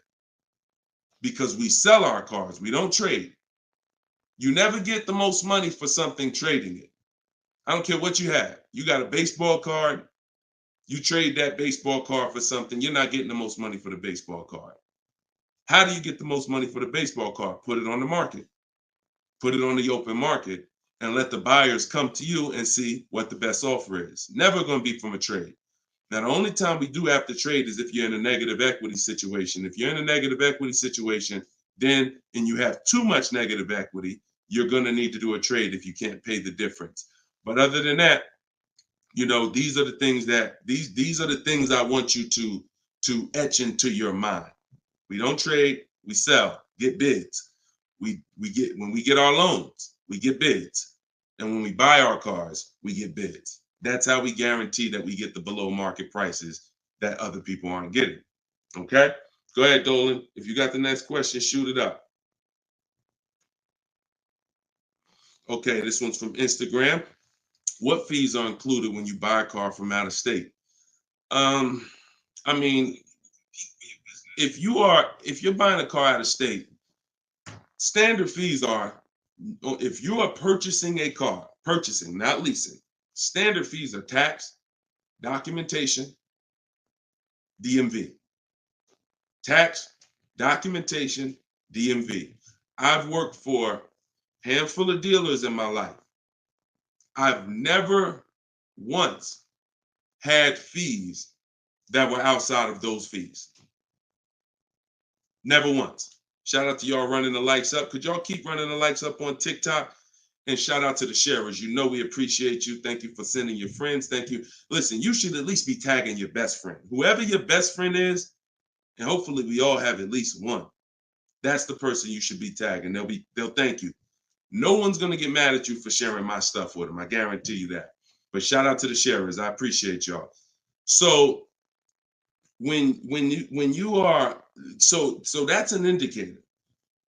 Any dealership that is making up these fees that have run rampant over the last 4 or 5 years, prep fees, marketing fees, internet fees, low jacks, we call that padding the deal. You know, you're just packing on stuff, and what you're doing is you're leaving yourself room to negotiate. We don't like to buy from those dealers because those are 80% dealers.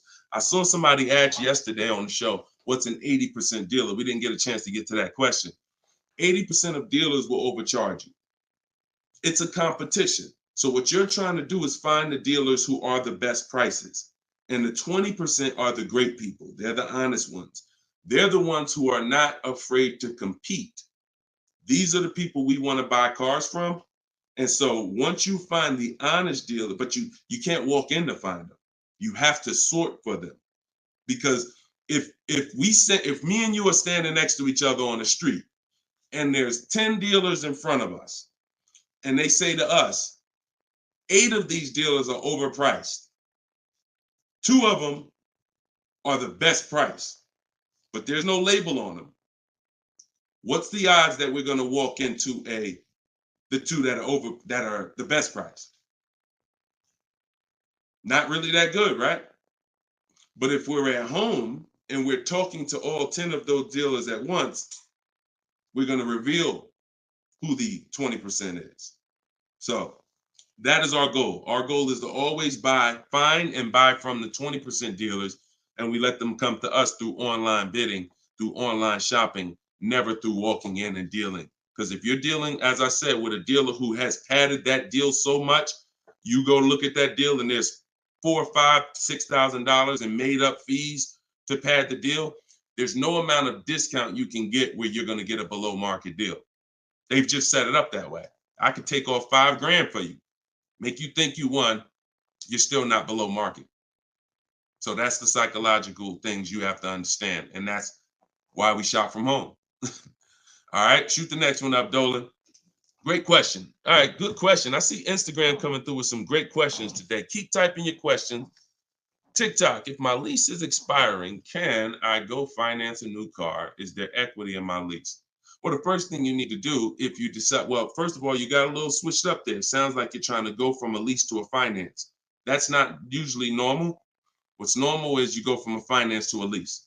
Because a lot of you who found out that you're not keeping your cars 8 years, you're breaking the 8-year rule, you're overspending by thousands of dollars because you were taught never lease. So a lot of you have found out over the last couple weeks of shows, or maybe you watch videos, or maybe you went to my masterclass and you found out that that was bad advice. Not only was it bad advice, it was very expensive. It has cost you more money than you should even calculate. It doesn't do you any good to calculate how much money you lost not leasing when you're not a long-term person.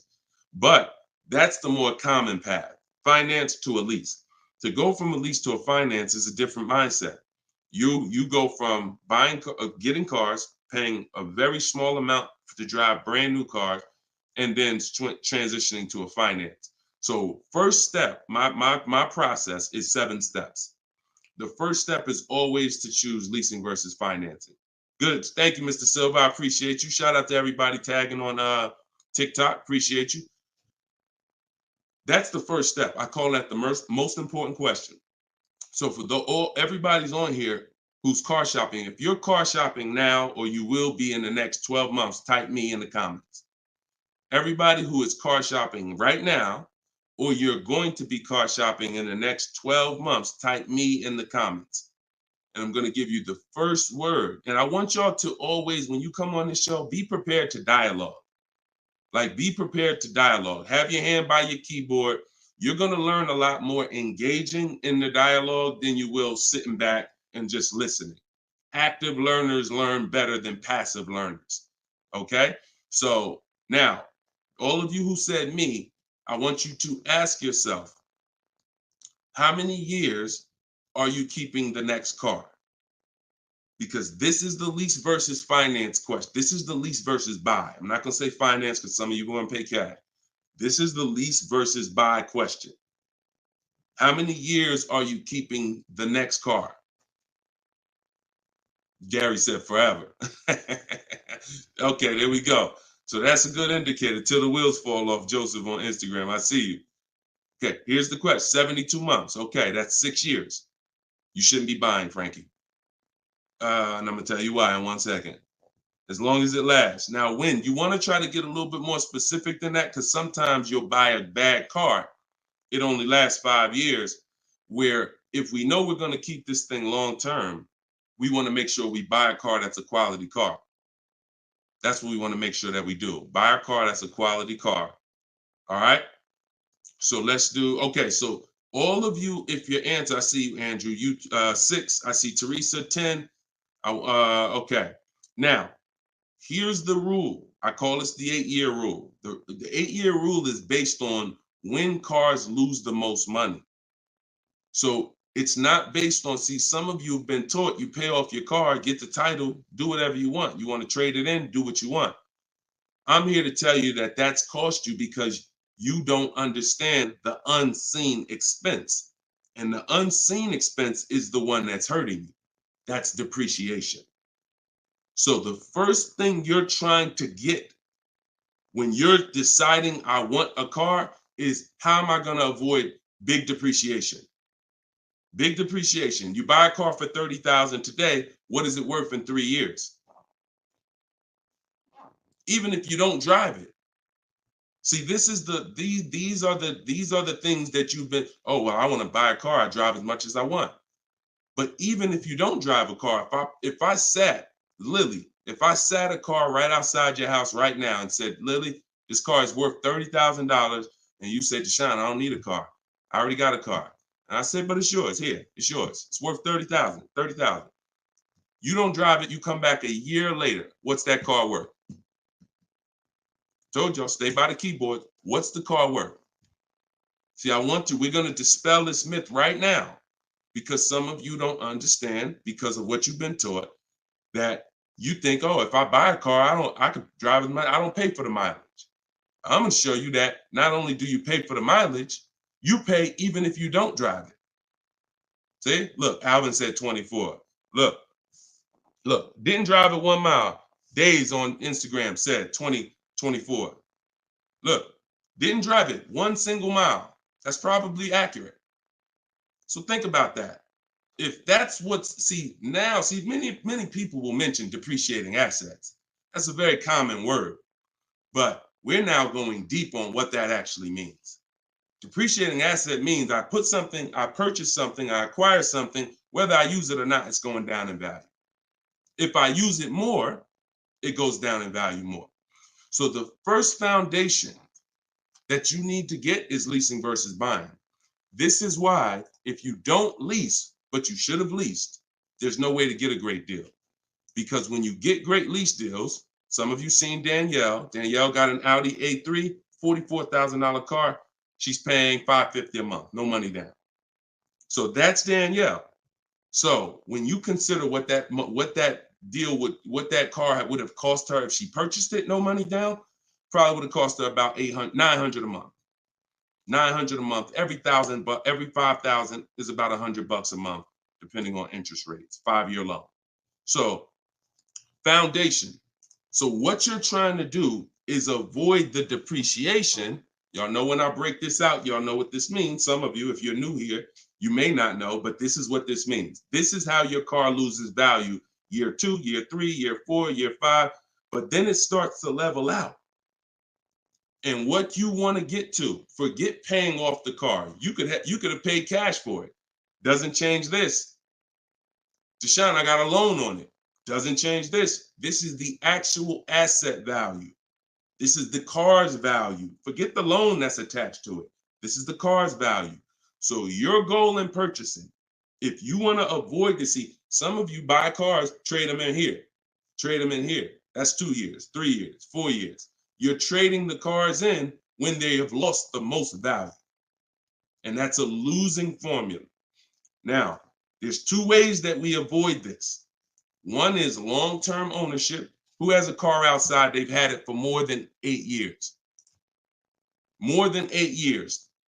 Type me if you have a car in your driveway or in your household, you've had it for more than 8 years. Type me.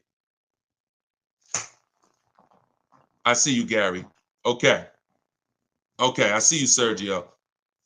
All right, more than 8 years. I see you, Twill. Now, this is where you win. Here's why. Your car is no longer losing value like this every year. Now it's only losing a little bit. Now it's only losing a little bit. You beat depreciation. See, the goal with a purchase is to beat depreciation, not pay off the car. You could pay off the car and still lose to depreciation because you replaced the car in the early life cycle. So if you are not buying the car with the intent to keep it long term, 8 years, there's no comparison to a person who's leasing. So there's 2 sides. One is the people like Danielle. One of the people who are like, Deshone, I'm not keeping a car 8 years. You should be shopping for aggressive lease deals, not normal lease deals, below market lease deals. That's what I teach. Or you should be purchasing, getting great deals, below market deals on purchases, new cars, used cars, with the intention to keep them long term. That's it. So that's all step 1. I call that the most important question. That my book is broken down into 7 steps. It's called Cars from Home, 7 Steps to Saving Time, Money, and Avoiding Dealership. Step 1 is the most important question. That's what we just hit on. It's the leasing versus buying, because you need to pick a side and you need to have a long-term plan based on what side you're picking. You can't be stuck in the middle. Stuck in the middle, you're going to lose all the money. You lose all the money stuck in the middle. Purchasing cars, flipping them in 3, 4, 5 years, you're losing all the money. Buying your leases out at the end, you're losing all the money because you're mixing the 2. Lease or buy long-term. This in the middle right here, that's the danger zone. Everybody clear on that? If we're clear, type clear. If we're clear, type clear. All right? This is Monday's live show. But wait, what day is it? This is Tuesday. Tuesday's live show, 12 o'clock. So whenever y'all don't see the banner on the show, then you know it's live. If you see the banner that says when we're live, then you know it's one of our rebroadcasts. But if you don't see the banner, that means we're live and you can start typing questions. All right, clear. All right, everybody's clear. Now let me hit the second part of Frankie's question. Okay, and for those who just came on, everything I teach is out of my new digital book. It's called Cars from Home, and you all can get it for 75% off. It's normally $97, but in my TikTok bio, in my Instagram bio, and in the comment section on YouTube and Facebook, we put the link there for you so that you can get your copy for it. You won't pay the normal $97, but you only got 30 minutes. It's a welcome offer. Once that clock goes down to 0, your price is $97, which is still a great price. You saw how much money Tiffany just saved on her new Mazda, just using what's in the book. Saved herself, I think, $6,000. So go ahead. Oh, no. So, and then you move into the equity assessment. So once you decide, Frankie, which you already said you're only keeping the car 72 months, you should not be purchasing. Because if you purchase, we already went to what's going to happen. You can't win keeping that car 6 years and then replacing it. So you should now be doing your equity assessment, which is calling your bank, get your payoff, and then you're going to go to the cash buying websites. Don't use algorithm sites because they're worthless. Car Guru, Sell My Car, CarMax, Carvana, Driveway, AutoNation, Sell My Car, AutoNation, Sell My Car. 6 offers, 3 are from dealers, 3 are from online buyers, and these are the best offers you're going to get. They'll cut you a check the same day. That's our bidding system. That is how we do our equity assessment. We do not trade our cars in because we're not going to get the money that they're worth trading, which I hit on earlier. All right. I know we got a lot of questions being typed. Dolan, you can shoot the next one in. Okay, this one's from Instagram. I'm looking to lease a GLS 450. Does Mercedes have any third-party restrictions on selling your lease? So I wouldn't concern myself with that. I'm going to tell you why. That's like trying to think about the purpose of equity on a lease is a bonus. Shout out to y'all running the likes up on TikTok. Appreciate y'all. If y'all could keep tapping the screen every couple minutes, if you could just give it a little tap, tap, tap. That just keeps running them up. Just every minute. Every time you hear something and you're like, oh, that was good. Tap, tap, tap.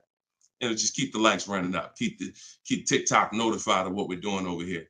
So you never want to base the car you're going to lease on if it's going to have equity at the end. The benefit of leasing is driving cars for pennies on the dollar compared to what people purchasing them. And you're avoiding depreciation that people purchasing the vehicles are going to take. That's the benefits of leasing. Now, there's a lot of other benefits too. I mean, you're driving a new car. You're under warranty most of the time. Depends on how many miles you drive. So if you drive, 12,000 miles a year, most bumper to bumper warranties cover that. If you drive 15,000, maybe you won't have a little bumper to bumper at the end, depending on what you choose. Mercedes has a 4-year 50,000 bumper to bumper. But the benefits of leasing are what I just laid out. Equity is a bonus. We don't want to look, equity is not something we ever want to base the vehicle we're going to lease off of. It just doesn't, it's too many market changes that could affect it. A car could have high resale values now, and then in 3 years it doesn't, which means any equity will be eliminated because of the 3-year-old used car market. So you don't want to shop like that. You don't want to shop like that. Focus on, and what I teach in my book is you're going to pick 3 vehicles. Good to see you, Judith. You're going to pick 3 vehicles because leasing, it's so easy to get a great deal purchasing. So easy. On a new car, forget about it. The bids, forget it. We're going to find the 20% dealers. In my book, I have all the scripts because I don't want you talking. Who'd rather get great deals without talking? Be honest. Who's not a good negotiator? You're not a good negotiator. Type not me. Like you just be honest.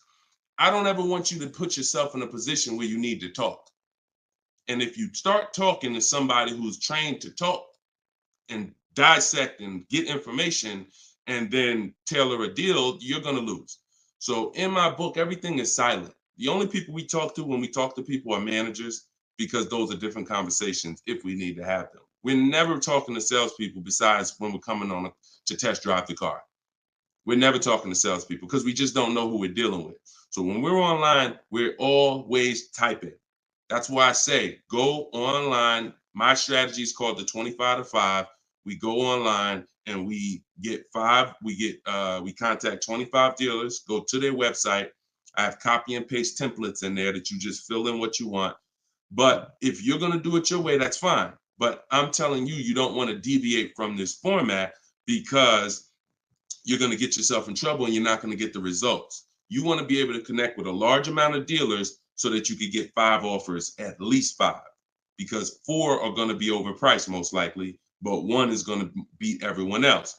So, but when it comes to a lease, there is the lease program that is that the dealer can't control.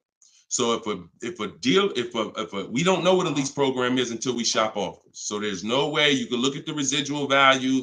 You can look at all this money factor. I know some of you who are in the math, you're like, oh, well, I'm gonna just look at the money factor and see. You can't tell because it can have a high money factor, but it have some good rebates. The only way we know a great lease deal is to shop the market, get our offers, and then if the lease program, if the best offer doesn't get you under 1.5% with no money down, then it's a bad lease program.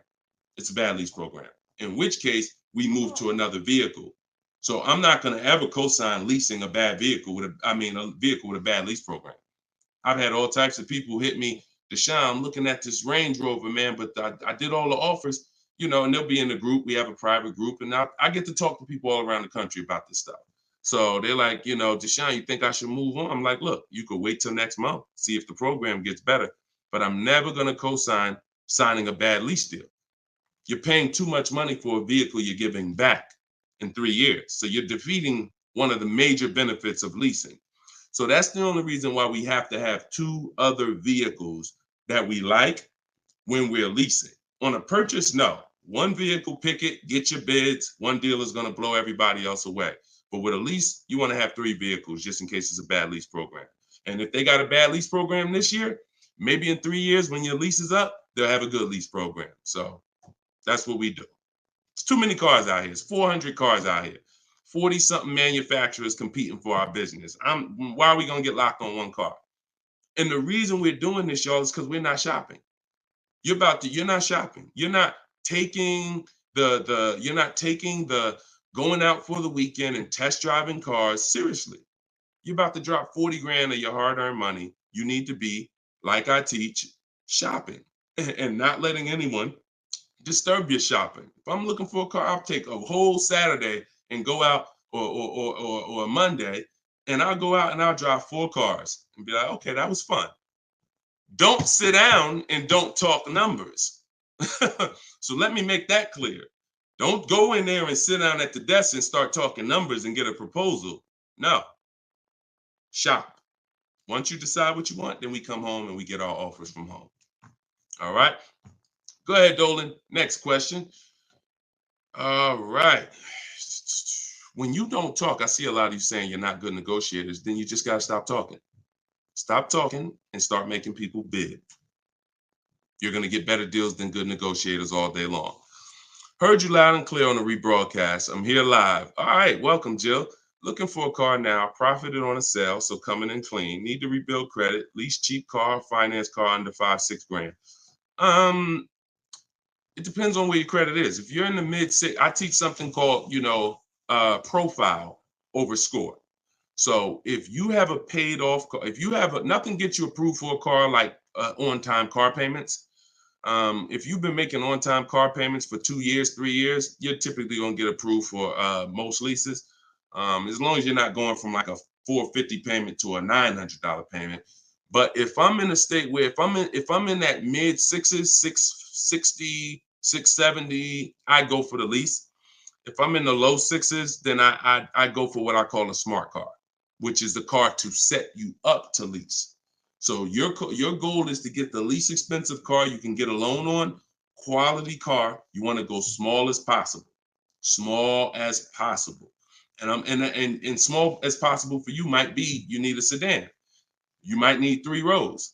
But I teach something, and that's what we were talking about when I posted that review that Barrett wrote for our book today. He was like, we get a wish list for needs versus wants, because oftentimes we confuse these. Needs are things you can't live without. I need to have this, or the car is not going to do what I need it to do. I need to have it. Wants are things that you'd like to have, but you can live without. When it comes to getting a smart car, and it's not the little smart car, y'all. I have a different. That's a different meaning for us. It means saving money at the right time. That's what we call smart cars. Saving money at the right time. So if you can't qualify for a lease and you want to set yourself up, then the vehicle you get now is super important. The vehicle you get now could either set you back from leasing because you bought too much vehicle, payments too high. You didn't buy a dependable vehicle. It's not going to last. It's going to start having problems. It's going to break down. You might miss payments because of that. These are all the things you want to avoid. This is why I'm giving you these boundaries that you don't, kind of go off of. But this usually happens when you're trying to get too much car. Quite honestly, if I was trying to get a smart car, I would be trying to get the smallest car I could, drive it for 2 years. Let the family be uncomfortable. Listen, y'all, I know it's tight, but in 2 years, I'm going to get out of this and I'm going to drive off the lot in a brand new lease. So the key is the payment's going to be low because those smaller cars are only 25 grand new, 28 grand brand new.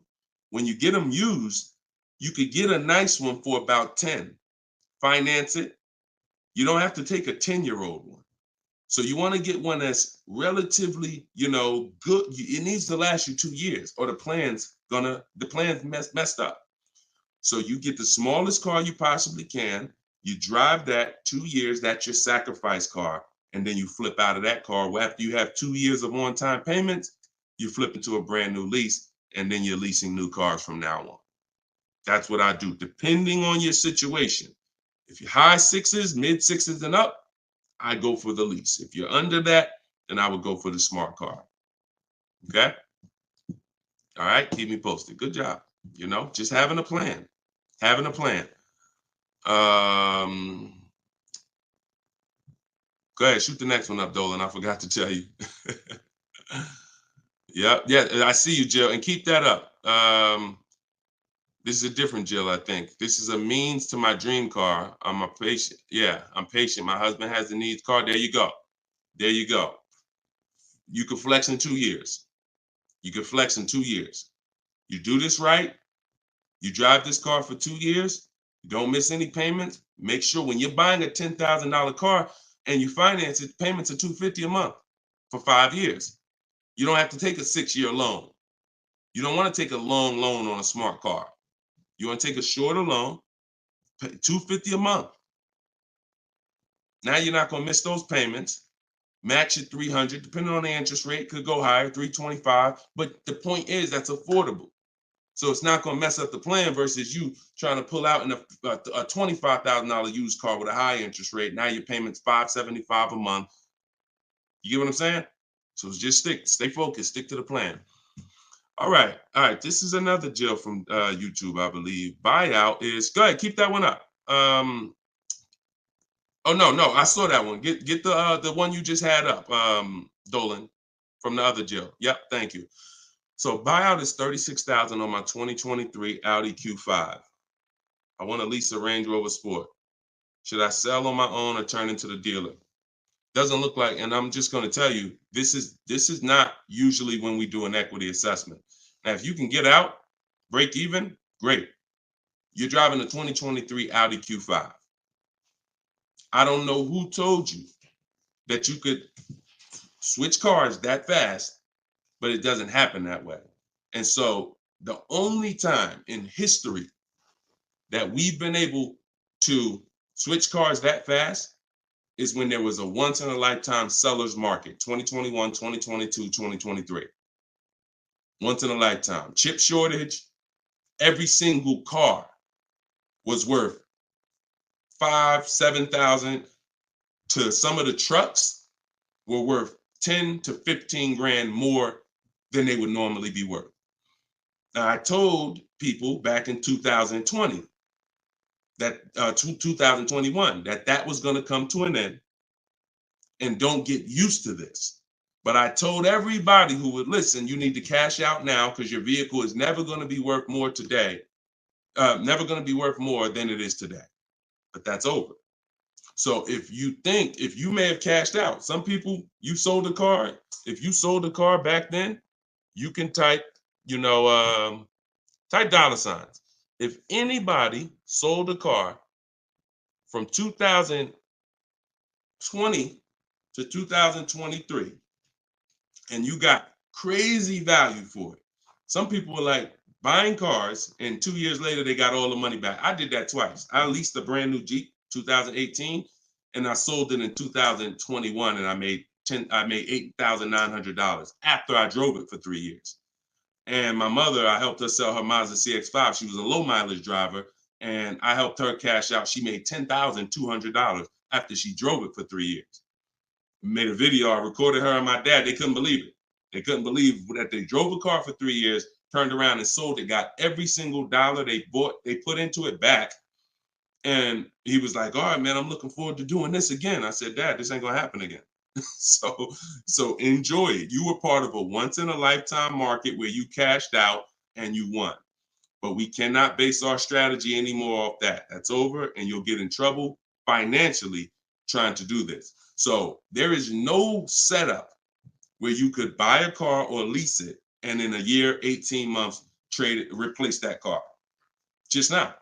Because we already talked about earlier, let's take a $50,000 car. A year later, if you don't drive it 1 mile, what's it worth? Didn't drive it 1 single mile, just parked it right outside your house. 43, 44, max, absolute max. So when that car is losing value like that, whether you bought it or leased it, the asset, it's what the car is worth. Forget about the finances attached to it. You can't, and look, if it's a Jeep Wrangler, if it's a car that has a high resale value, like a Jeep Wrangler or a G-Wagon, these are top 10 best resale values in the world, then all I'm gonna do is after I lease it, I'm just gonna sell it and I'll make the equity. But I'm not going to look to trade that car or replace that car in a year, 18 months, break my lease contract. Now you do your equity assessment, Jill. Call your leasing company, find out what your payoff is. You said it's 36. Now, if you can get offers higher than 36, then you can get out. Very simple. So get the offers from the companies that I mentioned about 15 minutes ago. I laid out the 6 companies. But when you lease, though, you must put no on those websites. It's going to ask you, do you have is the vehicle owned, leased, or financed? You want to put owned, because something triggers on their websites. They think every lease has a third-party restriction. Most of them do, but if you just want to find out what the market value is for your car, and if you could get out and make some money or break even, then yes, you can jump out, no problem. But if you see that your buyout is this and all the offers are below that, then what you're now about to do, even if you say, because some people will say, all right, well, I'm gonna walk in the dealer, see if they can work a better deal than that. No dealer is going to give you more than the online buyers.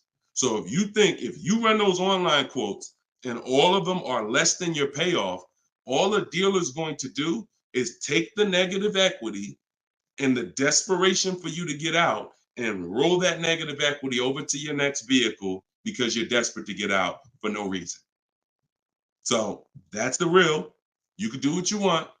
I would suggest you don't get out of your lease. You don't break a lease contract until you can financially do it, which means I can break even, I can sell, and I can get equity, or either break even. Break my contract, but I'm not coming up with a dime because a dealer bought my car and I'm out of this thing. That's the only way I'm breaking a lease contract. I'm not rolling negative equity. I'm not going to create negative equity in a lease to get out of a lease early for no reason. It just doesn't make financial sense at all. All right, no problem, Jill. Happy to help. Happy to help. Okay, so that's step 2. See, the equity assessment step, guys, is so important. See, because it's the foundation of our deal. So when you look at step 1, the leasing versus buying question, how many years do you keep in the car? 8-year rule. That's step 1, super important. Foundational of your deal. As I said, you can't get a good deal if you purchase, but you should have leased. Impossible. You got a bad deal. I don't care how much money you get off. Now, second step is if I have a car to replace, I got to do an equity assessment because I need to know, is this car that I'm in going to be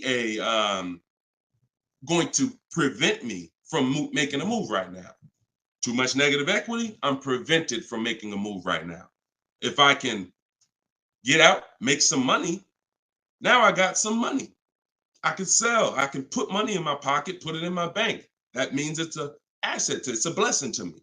So your car that you're in could either hinder you from getting a car or it can help you get the next car. That's why we always do the equity assessment before anything else. All right.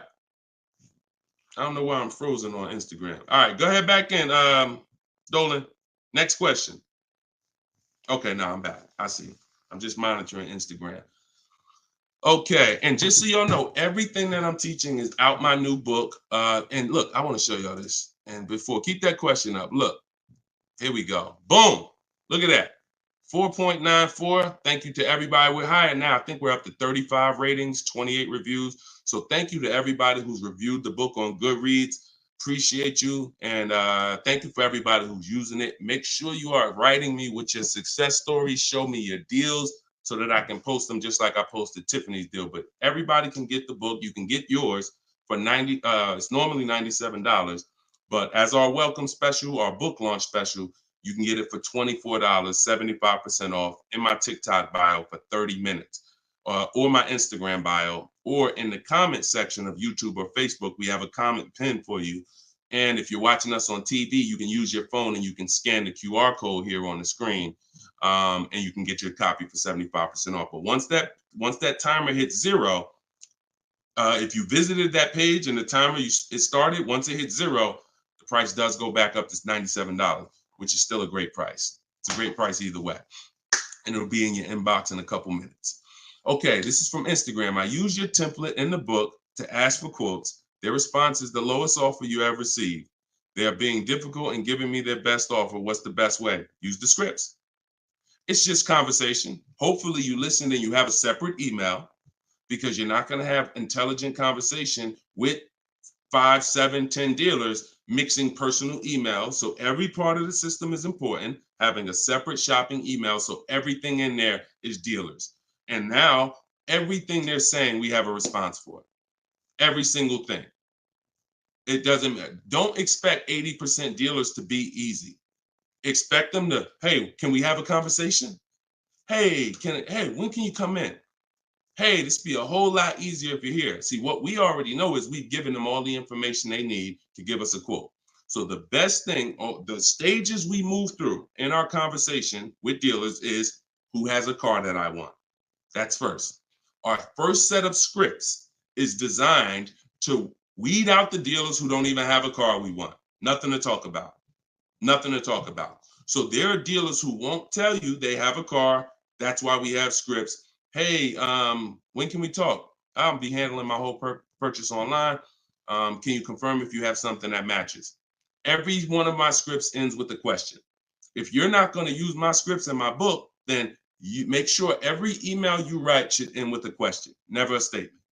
So what you're sitting at home and you are copying and pasting. Very simple. Everything they say, we have a response, because I use those scripts. I'm from inside the dealers for 14 years. I know those scripts. Hey, it'd be easier if you were here. Hey, we only do business in person. Hey, when can I get you on the phone? I promise it won't take long. All of the stuff they're going to say. Hey, we only quote in person. None of the people I'm talking to have said that. So should I remove you from my list? Always ends with a question. So your expectation may be, you thought by sending all the scripts, you were just going to get, oh, quotes coming in, everyone doing this. No, that's why we have scripts, because we keep the conversation moving forward. Everything they say, just go to the script, open the template. And just so y'all know, in my book, one of the best reasons why it's a digital book is because I link you to videos and I link you to documents, and that you can copy and paste. So that what this person is talking about is the templates and scripts that I've created for contacting and having these conversations with dealers. So, but everything you are doing, everything they're doing is very predictable. You just change your expectation. I'm going to talk to several people and I'm going to weed this down to 5 offers. And out of the 5, one of them is going to beat everybody else. And then I'm going to use my counter offer calculator that Deshone made to send the counter offers and close my best deal. Take all the emotion out of it. Take all the emotion out of it. You should be emotionless. Nobody can hurt you. All right. You're at home in your living room. All right. Go ahead. Mike said, nobody gives us this info. I sold cars and the dealership wouldn't even give us any insight. Trust me, Mike, I understand, man. That's why I love the 20% of car salesmen and dealers. They love what we're doing here because they know we were never taught this stuff. So we were never taught about leasing, financing. Thank God I was able to learn it, and I was able to, but we weren't taught about insurances, all the stuff that they should be training us on. We weren't taught. So I appreciate you being here, man. All right, go ahead, Dolan. Next question. Great questions today. Great questions. Let's go. I see you. Shout out to the people running the likes up on TikTok. Can y'all just keep tapping the screen every couple minutes if you could? If you enjoying the show, you getting value out of what we're doing, every couple minutes, if you could just tap that screen and keep running those likes up. I appreciate y'all. It lets TikTok know we talking big money over here. Yep, I see it. Thank y'all. Appreciate you. All right, this is Gary on YouTube. When leasing, is it all about purchase price? No, it isn't, Gary. Great question. When purchasing, it's always about purchase price. All in, out the door, tax fees, everything included. Purchasing is always. Now, leasing, we get our lease offers, and this is where we eliminate the term down payment. We no longer say down payment. I want you to eliminate that word, those words from your vocabulary. You want to replace them with total out of pocket. Total out of pocket. So all of our lease offers we're going to get is following the 1% lease deal principle, which is, because some people, I know Judith still asks, oh, hold on one second. Hold on.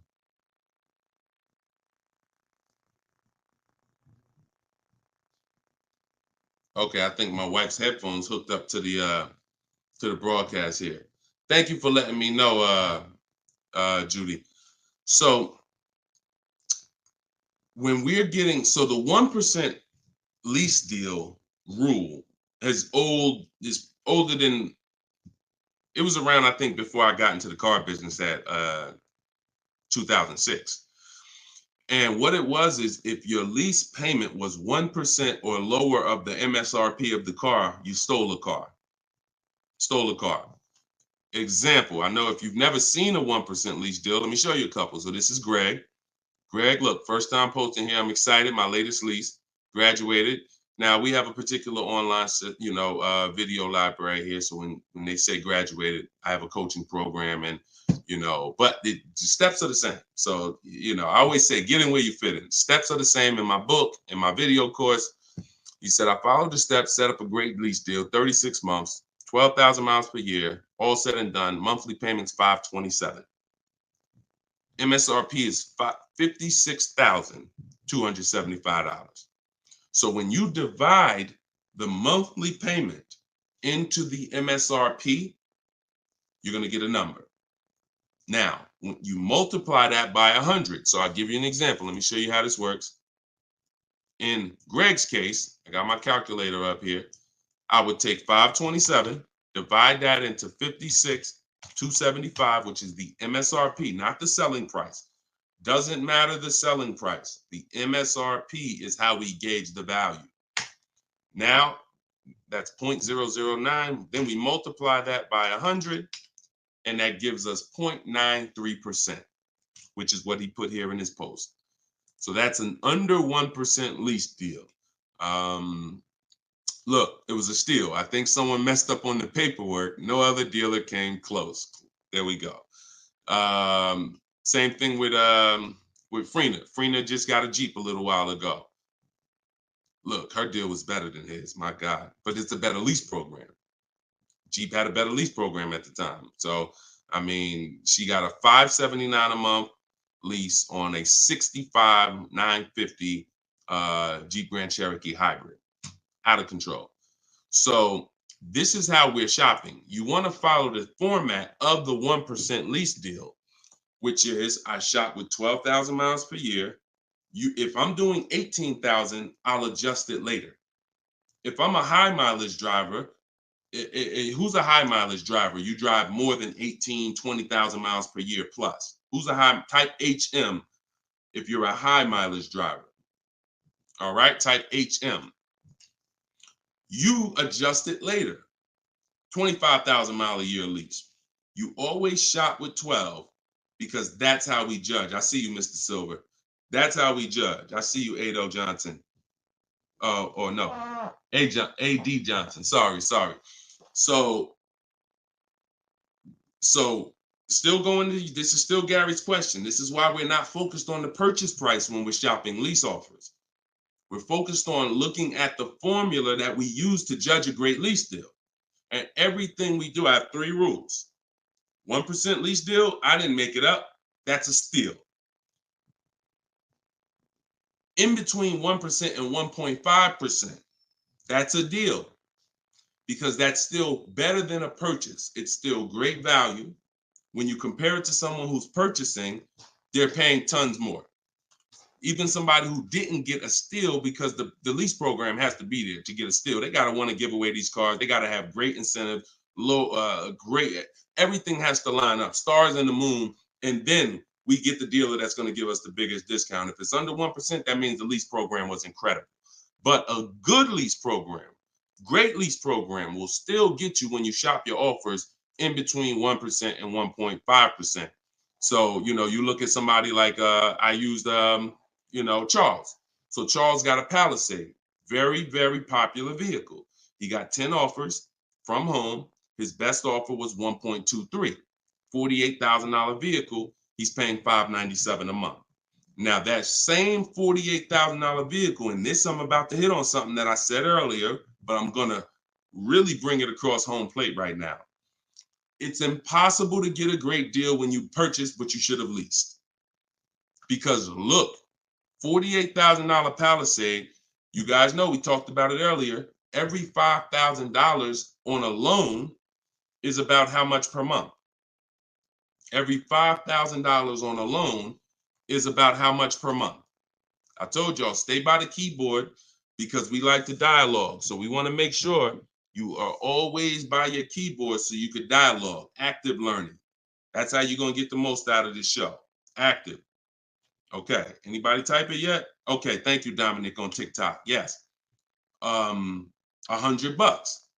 So that same Palisade that Charles is driving right now for $597, there are people who financed it, no money down, and they're paying almost $1,000 a month, $900 to $1,000 if they got a 5-year loan. If they took a 6-year loan, they're probably paying $8 something a month for 6 years. He's paying $597. So that's what I say. You cannot. And even when you have a good lease program and you get your offers, 1.23, 1.25, 1.3, great value compared to purchasing that car. You're avoiding the depreciation that someone who's purchasing is going to take, and it's no comparison. So, but there comes a limit. That's the third category. We got the steals, we got the deals, and then we got, I call this, it's time to chill. 1.5%. Above that, it's not a deal. There's no value there. There's very little value there. Now, no, there's no value. And I'm going to tell you why. Just add up all the payments. 1.5%, we're paying too much for a vehicle we're giving back. It's very simple. We're paying too much for a vehicle that we're giving back. When you take hold on, let me get rid of this. Put the banner back up for those of you who want your book at 75% off. Just scan it right there. Once you get above 1.5%, there's no value, because if you take a $40,000 vehicle, a steal at 1% is $400 a month. A deal is between 4 something and 6. That's 1 to 1.5. 600 a month. Now, above 600 a month, let's take 650. That's 650 divided into 40,000. 650 divided into 40,000. That's a 1.6 lease. I never signed it. Never signed it. I'm gonna tell you why. 650 times 36 months, $23,400. $23,400 I'm paying over 3 years for a $40,000 vehicle that I'm giving back. I paid more than half of the vehicle to give it back in 3 years. So those of you who always wondered what the 1.5% rule, I had to create it, because the 1% rule, a lot of savvy people knew about it. But I noticed there was no threshold for when a bad lease deal. When are we at a bad lease deal now? We know what a steal is, but what's the bad lease deals? And when I started looking at the comparison to purchasing and then the giving a car back, once you get up above 1.5%, there's no value in leasing that vehicle. Next. Clear? We don't sign bad lease deals. Only time we did that, I'm gonna tell you something. All through the pandemic, I had people making 5, 7, 10 grand. Kid you not, hundreds of them. If they were making that kind of money selling their leases, then that was the only exception. Some of them will take a 1.6 lease, put money down. Some of that big equity they had that they didn't even know they were going to have, they would put it down to lower their payment. But that was the only exception back then. I never co-signed somebody doing it now. Okay? There we go. Gary, Gary, in my TikTok bio, are you on my email list? Send me an email. You want the whole, you just send me an email and we'll make sure we get you in. And that's a special price, and I'll get you the special price to join us. Okay. I don't know how, can we communicate on YouTube? I don't think we can. I think we can only communicate. If you follow me on any of the other platforms, Gary, YouTube, TikTok, Facebook, Instagram, they allow those direct messages and we'll be able to see you.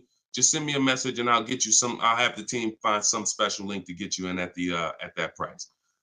All right. MSRP, Todd, is always the bottom line. Okay, this is a great question. Hold on. We'll pull another question up, but I want to do Todd's question he just asked right here. He said, do you include freight and handling in the MSRP calculations? That's a great question. Very common. Let me show you this. When you are looking at the MSRP, y'all, leases and purchases of brand new cars. Used car purchasing is different.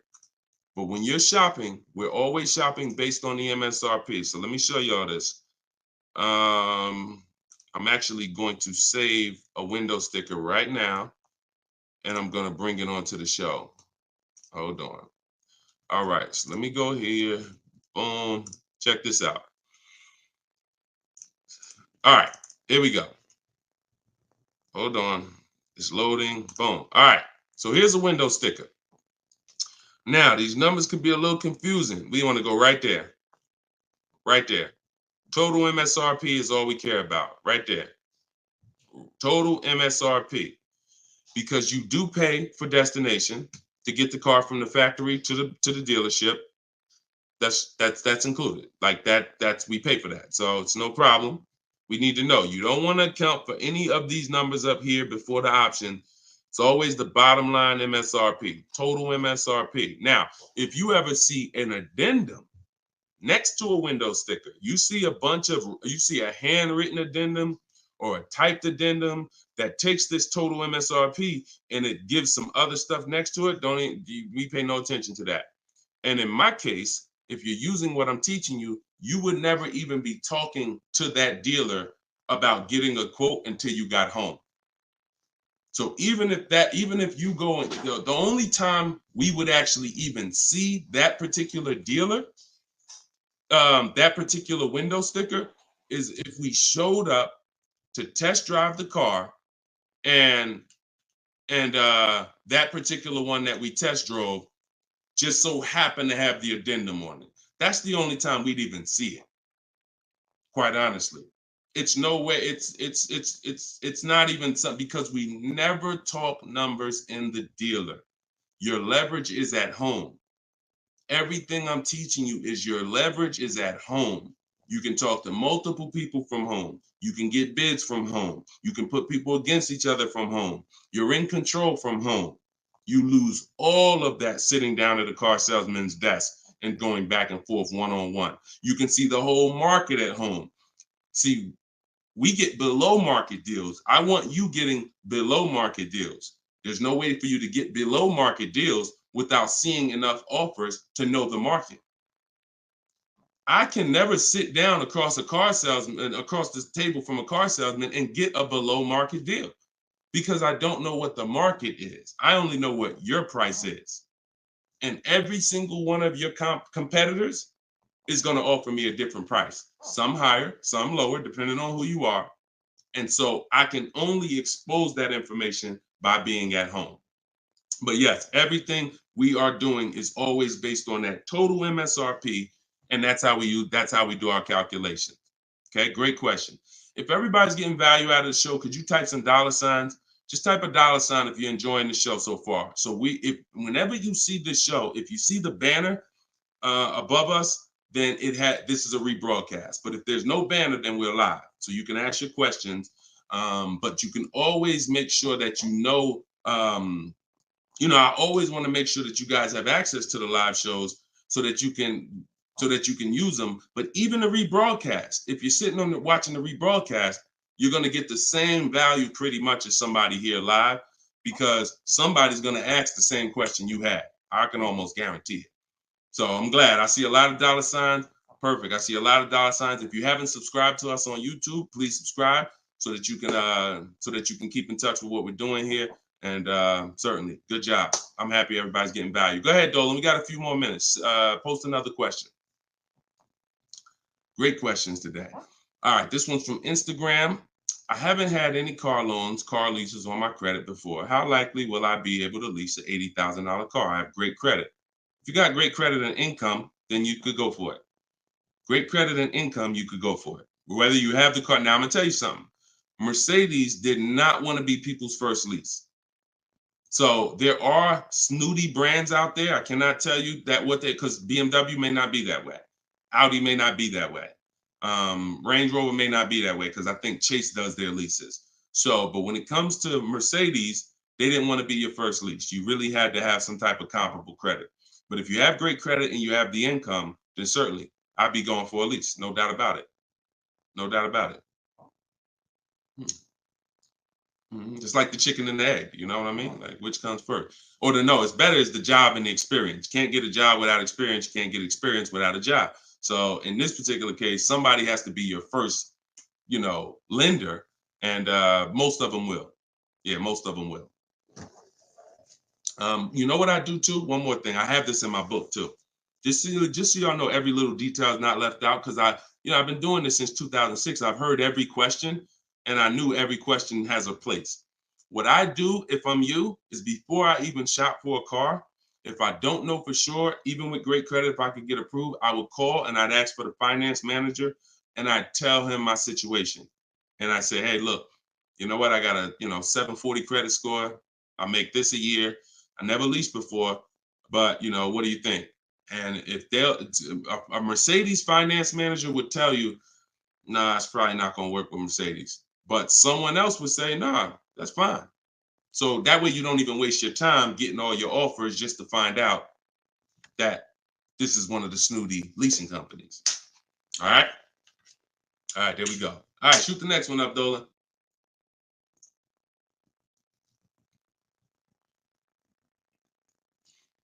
Jason Hughes from IG. 12 to 15K in equity. Great job. Okay. I mean, it's nothing you did, but if you got the equity assessment and you got bids, great job. Now, wait a minute. It doesn't sound like you got bids. And I'm going to tell you why. Because it wouldn't be an equity range. That sounds like an estimate. In fact, it doesn't sound like an estimate. It is an estimate. 12 to 15 is an estimate. When we get bids, when we do our equity assessment, we're getting bids and we're like, hey, I have $13,580 equity based on my highest offer from Driveway. See, get out of the ambiguity. Get out of the middle there. Let's get finite, definite numbers and stay out of these ranges and estimates, especially on things that take us 20 minutes to do. Call your bank, get your payoff, go online, CarMax, Driveway, Carvana, AutoNation, sell my car, Car Guru, sell my car, Kelly's Blue Book, instant cash offer. 20 minutes. Get your equity. 8 payments left, not keeping 8 years, now a good time to lease. 100%. 100%. There's no benefit in waiting. Listen, that is the path for a lot of people, Jason. A lot of people are going to discover what we're doing here, teaching by the numbers, not by emotion. And they're going to realize that not leasing has cost me money. Should I wait or should I just transition now? There's no reason to wait. There's no reason to wait. The only thing that would make you wait when you do your equity assessment is you have too much negative equity, you can't get out. That's the only time. Or you have a credit situation where you need to actually get your smart car, get a car for 2 years, rebuild your credit, and then go lease. Anybody else, no benefit. I'd be leasing tomorrow because I had a friend of mine, he's a close friend of mine. He's actually in my program. You know, he uses our stuff. And he's like, he had a Kia Telluride. Well, he had an accident. Vehicle got totaled. Now, he said, now I know the 8-year rule, Deshone. I'm going to lease this next one. He gets his bids. Last week, he leased the Kia Telluride for under $500 a month. The same vehicle that he was paying hundreds of dollars every month for. More. Hundreds of dollars more per month. I don't know what his payment was, but I know what a Kia Telluride costs to purchase. A $45,000 Kia Telluride to purchase with no money down is $800-900 a month. So he's literally under $5, no money down, when he was just paying hundreds more than that. So you're in the same situation. No point in waiting. Transition to a great value lease. Get your offers. You wish you could. You wish you would have did it sooner. All right. Go ahead. Next question, Dolan. Car brands will no longer offer V6. Buy the lease. Let me talk about this question on TikTok. Not right now. Get the next one. Go ahead, Dolan. Put the one you're going to put out. But get that question that this person just posted about car brands no longer offering V6s. Should he buy the lease? If you have one ready, though, put that one up. Deshone, will your book work for both lease and buy? Well, you know what? Let this person answer that for you because we just got this review. This book is outstanding. This is Barrett. And you can see all our reviews on goodreads.com. Must read, must have for anyone seeking to buy, lease, or even sell a car. It is presented in very professional, easy to follow, step-by-step manner that covers every situation. Every situation. Does your situation, Keith, fall under every? If so, we got you. Every situation from buying, leasing, with cash or credit, good or bad. Only thing that Barrett didn't put in there is used cars or new cars. That's in there too. So absolutely. So yes, I'll put the banner back up for all of you who are watching us on TV. You can you can scan the QR code here with your phone, with your camera, and you can get your book for 75% off, or you can go to deshonesbook.com. We have the link in the comments on Facebook or YouTube for you. And if you're on Instagram or TikTok, you can go to my bio, click that link, and then click the button for the 75% off and get your book for 75% off. You won't pay the normal $97. Okay? But yes. All right. I have a 2020 Nissan Sentra. This is Key. I don't want to butcher your name, so I won't try. But from YouTube, I have a 2020 Nissan Sentra. Had it for 2 years. My miles are 64,000 highway miles. Okay. I know I don't have equity. I was told don't trade it in. Would be a bad decision. It's true. We don't trade cars in. We get bids. So you need to find out what your equity position. See many of you are finding out right now how important the equity assessment is. Whenever you have a current car, equity assessment. So when you call your bank, get your payoff, then you go and you get the offers, you're either going to be in a positive equity position or a negative equity position. Now, if you're in a negative equity position, there's three solutions for negative equity. 2 of them lead to a car, 1 of them doesn't. First is you get all your offers and you can pay the difference because these are the highest offers.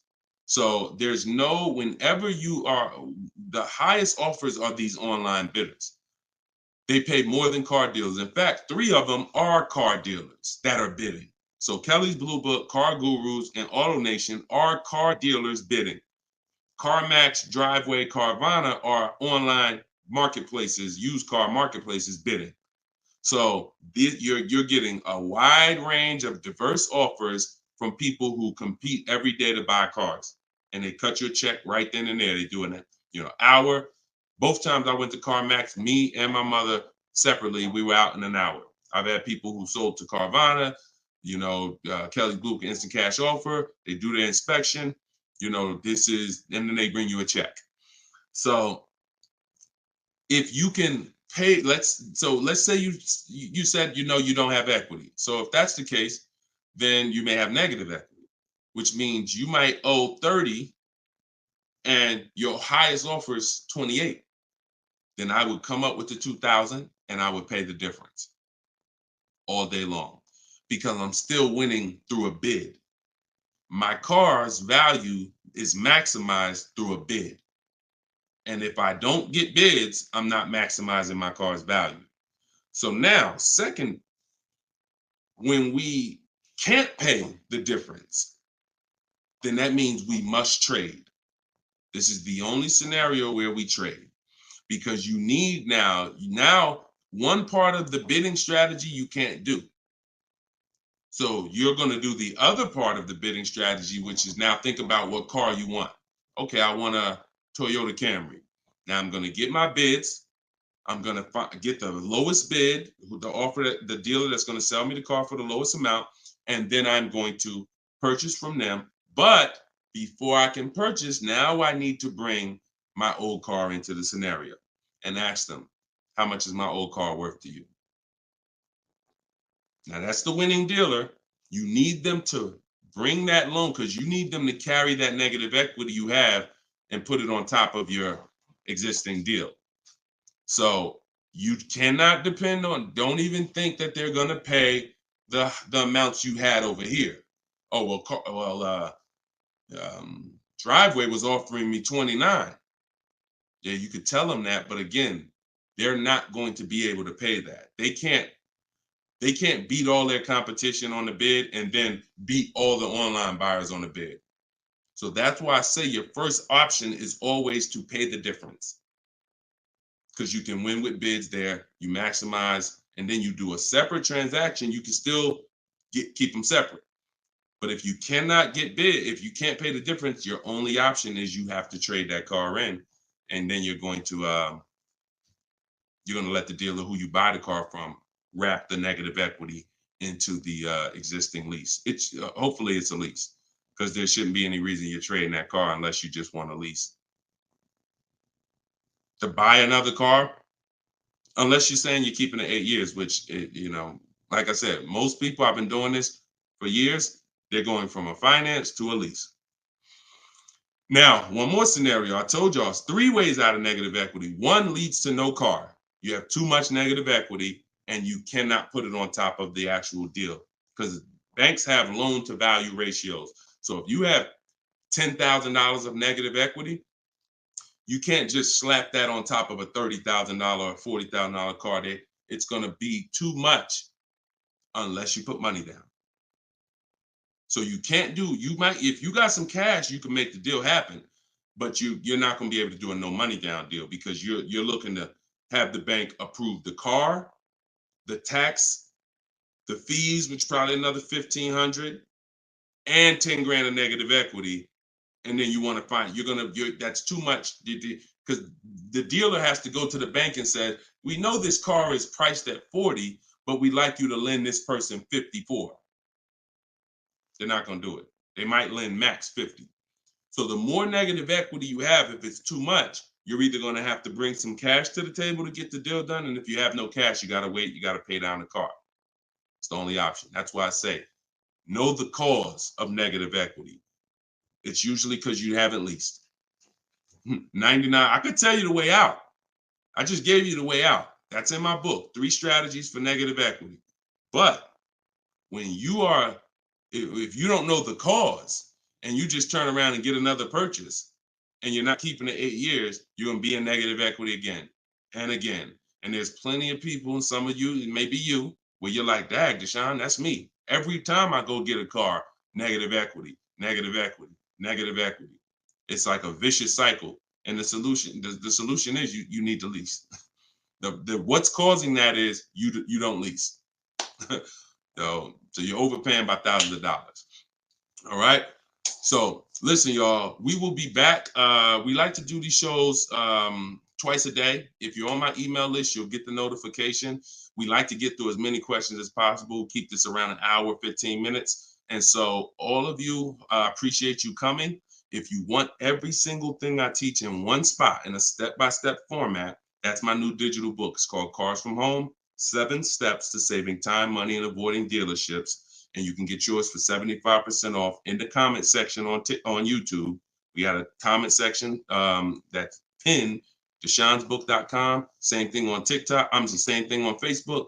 But if you're on Instagram or TikTok, it's in my bio. There's a website right in my bio. Click it and grab your 75% off. You'll get it for $24 instead of the normal $97.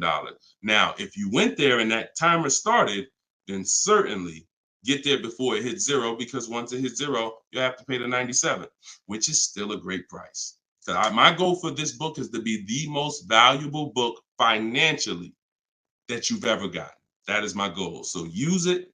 Write me with your success stories. Show me your deals when you pick up your cars. Write me, email me, Deshone, just like Tiffany did. I want all of you emailing me your deals so that I can share them on the show. All right. So we'll be back. We'll be back with the next show. This was episode 9. Thank you for coming, and I will see y'all on the next show. God bless you.